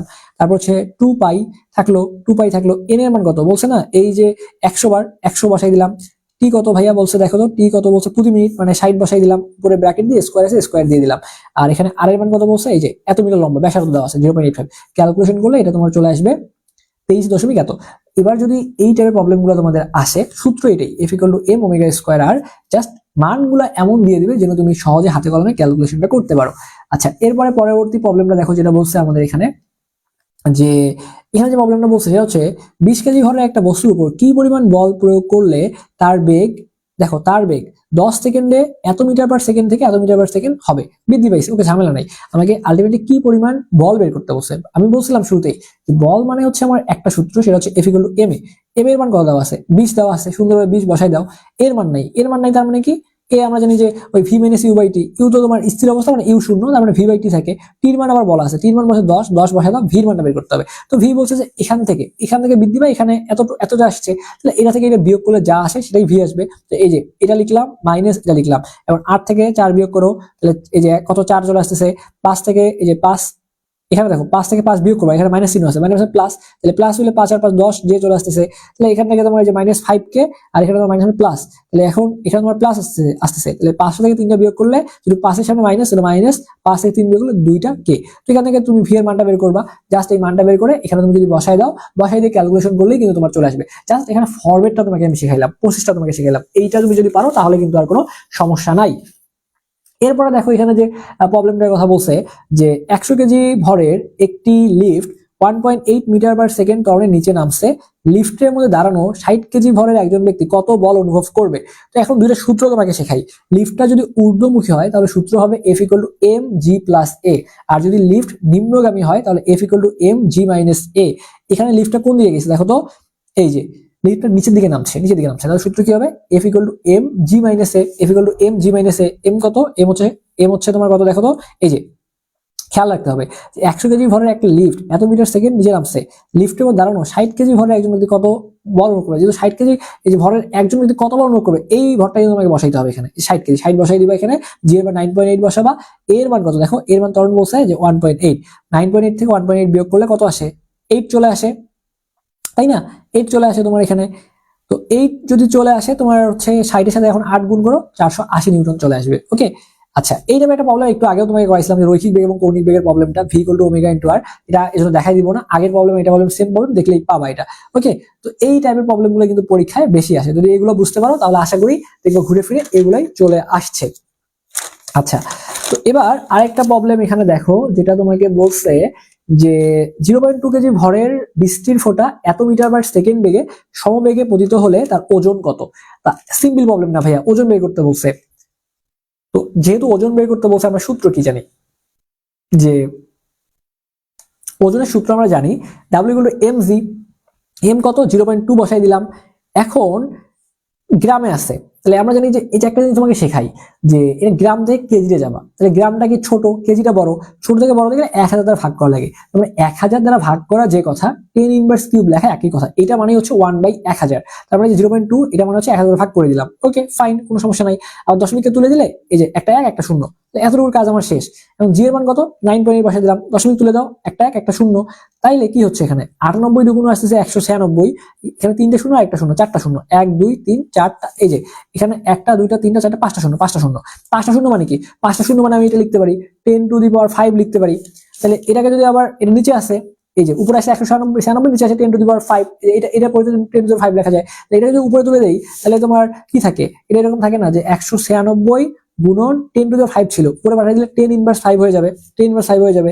এখন দশমিক তো এখানে আছে, যদি 2 ঘর সামনে দশমিক দেই যে 1.96 এভাবে লিখি, তাহলে কি হবে, এখানে 10^5 থেকে 2 কমে 10^3 হয়ে যাবে, 10^3 হয়ে যাবে, এই যে এটাই চলে আসছে आंसर, যে 1.96 গুণ 10^3। ওকে, আচ্ছা, তো এবার যদি আরেকটা প্রবলেম তুমি এখানে খেয়াল করো, যে একটি 100 নিউটন বল একটি বস্তুর উপরে 5 সেকেন্ড ক্রিয়া করে, বস্তুটির ভরবেগের পরিবর্তন কত হবে।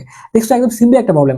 আমরা জানি যে ভরবেগের যে পরিবর্তন এটা কেমনে করি আমরা, বলতো যে আমরা বলি না J = F × T, তার মানে বল এবং বলের ক্রিয়াকালের গুণফলকে বলের ঘাত বলে, আর বলের ঘাত ইকুয়াল টু আবার জানি ভরবেগের পরিবর্তন। তার মানে এখানে ভরবেগের পরিবর্তন বের করতে বলছে, তারপরে আমরা জানি যে ভরবেগের পরিবর্তন ওই জিনিসটাই তো বলের ঘাত, বলের ঘাত আবার কি, আবার বলের ঘাত জানি যে বল আর বলের ক্রিয়াকালের গুণফল। তাহলে এটা হচ্ছে কি 100 বল, এটা কি 5 সেকেন্ড ক্রিয়া করতেছে, মানে কি বলের ক্রিয়াকাল। তাহলে এই যে এটা কিসের মান, F এর মান, এটা যে F এর মান, এটা কিসের মান, T এর মান। তাহলে F আর T গুণ করলে তো J বের হবে, যে মানে হচ্ছে বলের ঘাত। কিন্তু ভাইয়া এখানে তো বলের ঘাত তো চাই নাই, বলের ঘাত চাই নাই, চাচ্ছে কি যে ভরবেগের পরিবর্তন। আবার আমরা জানি তো বলের ঘাত মানে তো ভরবেগের পরিবর্তন, আলটিমেটলি তো একই জিনিস। তাহলে আমরা কি করতে পারবো, এই 5 আর 100 গুণ করলে যেটা অ্যান্সার, ওটাই কিন্তু আমার এই প্রশ্নের অ্যান্সার। ওকে, আচ্ছা, তো এবার যদি আমরা আরেকটা প্রবলেম একটু দেখি, যে মিলিত বেগের একটা প্রবলেম আমাদের, সুন্দর একটা প্রবলেম আমাদের কাছে এখানে দেওয়া আছে, মিলিত বেগের একটা প্রবলেম। তো আমরা যদি সেই প্রবলেমটা একটু দেখার চেষ্টা করি, যে 40 কেজি এবং 60 কেজি ভরের দুইটা বস্তু পরস্পর বিপরীত দিকে যথাক্রমে 10 মিটার পার সেকেন্ড এবং হচ্ছে 5 মিটার পার সেকেন্ড বেগে এসে ধাক্কা দিল।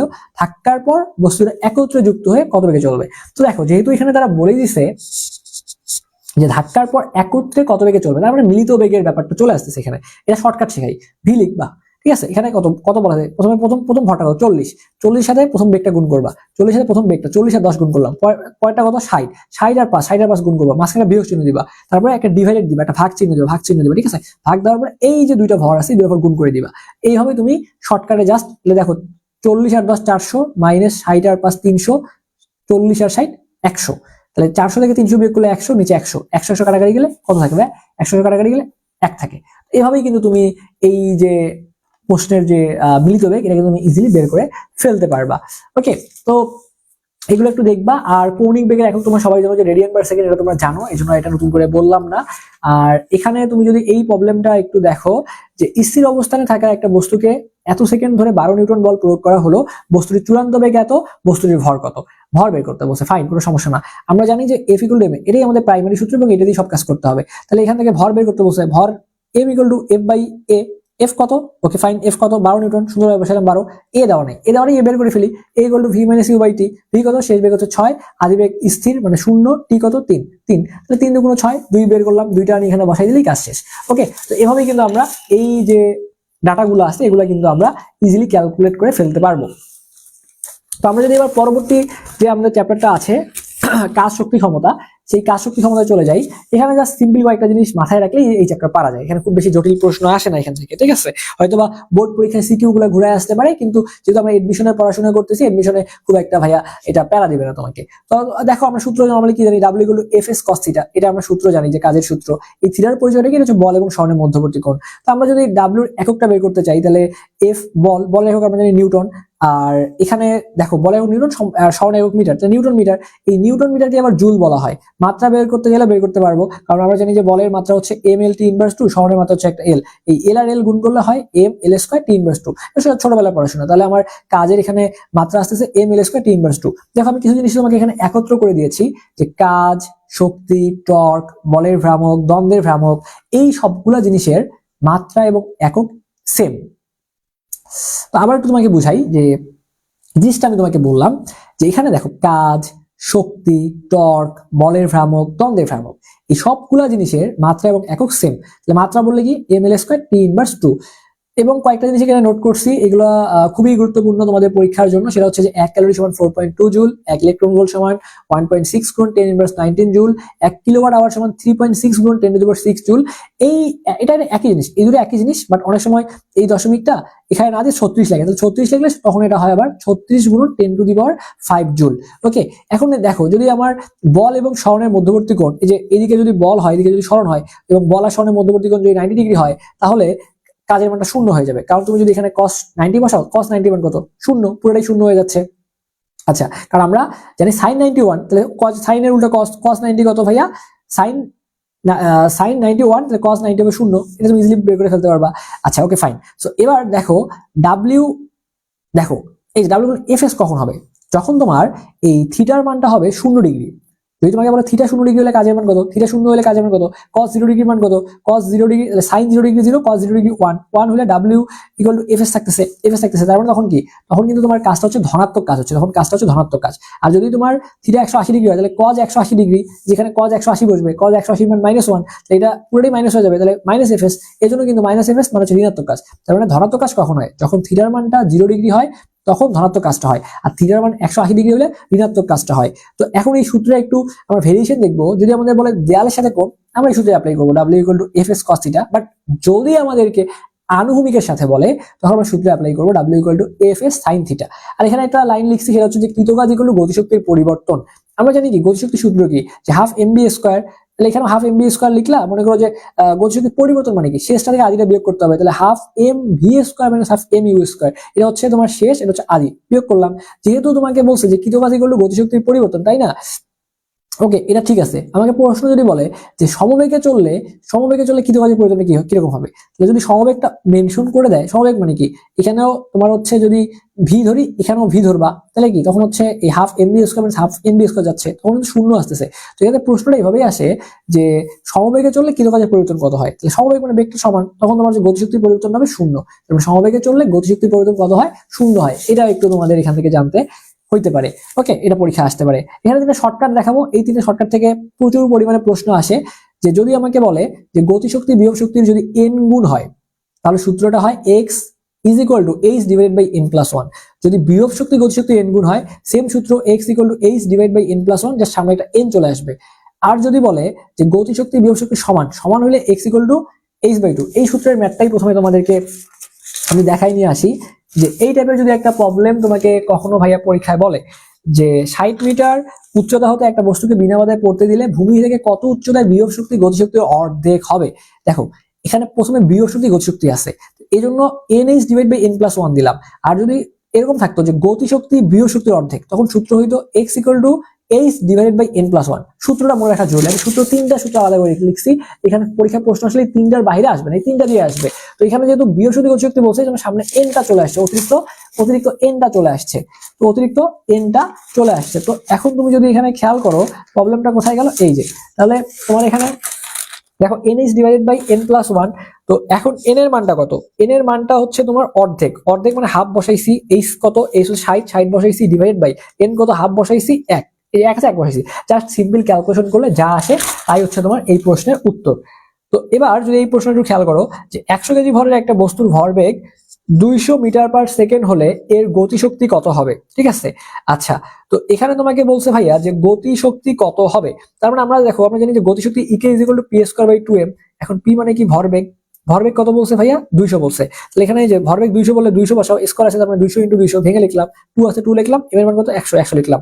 তাহলে 2 দিয়ে 100 গুণ করলে 200 200 কাটাকাটি থাকে কি 200 জুল, অ্যান্সার বের করে ফেললাম। আচ্ছা, এটা খুবই পপুলার একটা প্রবলেম যে 1 কেজি ভরের বস্তুকে 60 মিটার উচ্চতা থেকে ছেড়ে দেওয়া হলে ভূপৃষ্ঠকে স্পর্শ করার পূর্ব মুহূর্তের গতিশক্তি কত।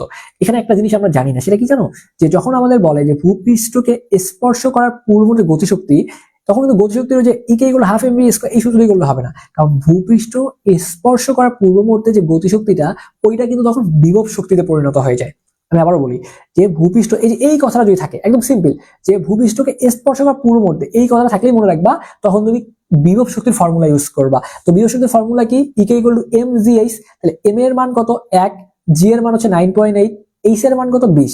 তো এটা তুমি যদি সুন্দর করে একটু ক্যালকুলেট করো, তাহলে দেখো দশমিক তুলে দিলে 1 একটা শূন্য, ওকে ফাইন। তাহলে 10 একে 10, 10 দুগুণ 20 2, 98 দুগুণ 196 চলে আসতেছে।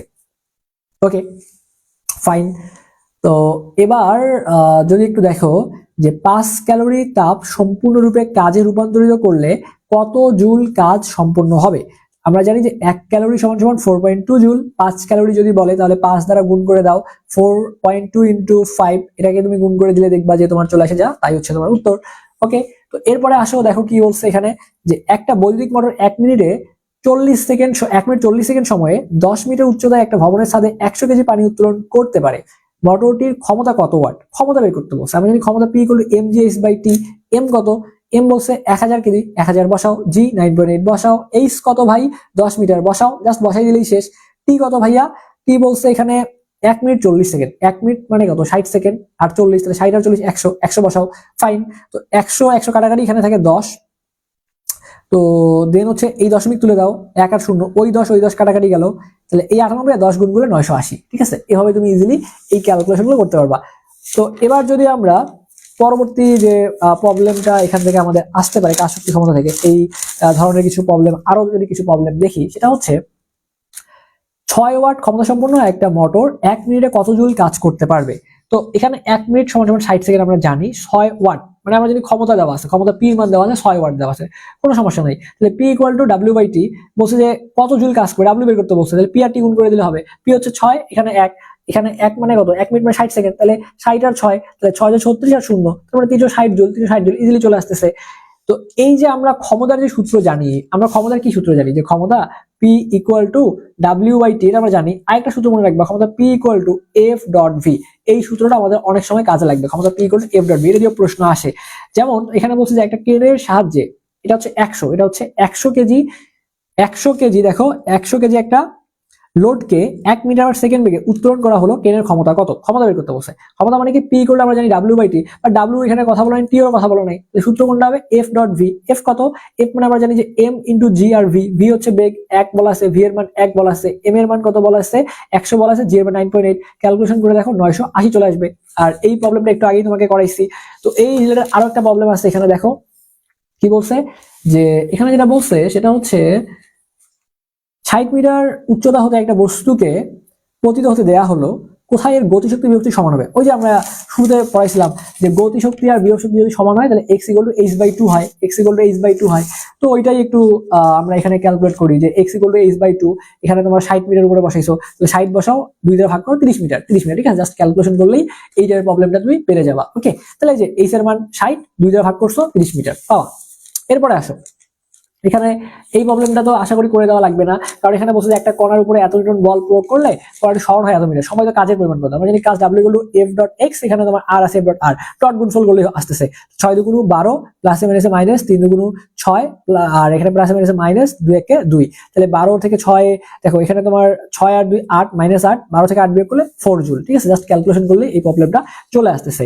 তো এবার এখানে একটা প্রবলেম তোমাকে বলছে যে বস্তুর গতিশক্তি 4 গুণ বৃদ্ধি হলে ভরবেগের প্রয়োজন কত হবে। তো আমরা দেখো আমরা কি জানি, আমরা জানি যে গতিশক্তি EK equal to P square by 2m। তাহলে গতিশক্তির সাথে ভরবেগের সম্পর্ক কি, ইকে is proportional to P square. তাহলে গতিশক্তির সাথে ভরবেগের দেখো এই যে বর্গের সমানুপাতিক সম্পর্ক। তাহলে আমাকে কি বলছে ভাইয়া, যে ভরবেগের পরিবর্তন কত গুণ হবে, তাই না। ভরবেগের প্রয়োজন মানে গতিশক্তি 4 গুণ বৃদ্ধি করলে, এই গতিশক্তি 4 গুণ বৃদ্ধি করলে ভরবেগ কত হবে। এখানে ভরবেগ বের করো। তাহলে এই যে এখানে আমরা জানি যে পি স্কয়ার ইজ প্রপোর্শনাল, উল্টা করে লিখলাম, P square is proportional to EK. তাহলে P is proportional to root over, এটা স্কয়ার এদিকে রুট হবে, রুট ওভার ইকে। তাহলে এই যে এখানে তোমার দেখো এই রুট থাকতেছে, ইকের মান কত, তাহলে গতিশক্তি 4, তাহলে 4 কে রুট করলে কত আসে, 2 গুণ আসে, 2 আসে, তাহলে এখানে 2 গুণ, এই যে আমি বলে দিলাম 2 গুণ। ওকে, তো এইটার প্রবলেমগুলো তোমরা পারবা। ওকে, এইটার প্রবলেমগুলো আসলে পারবা।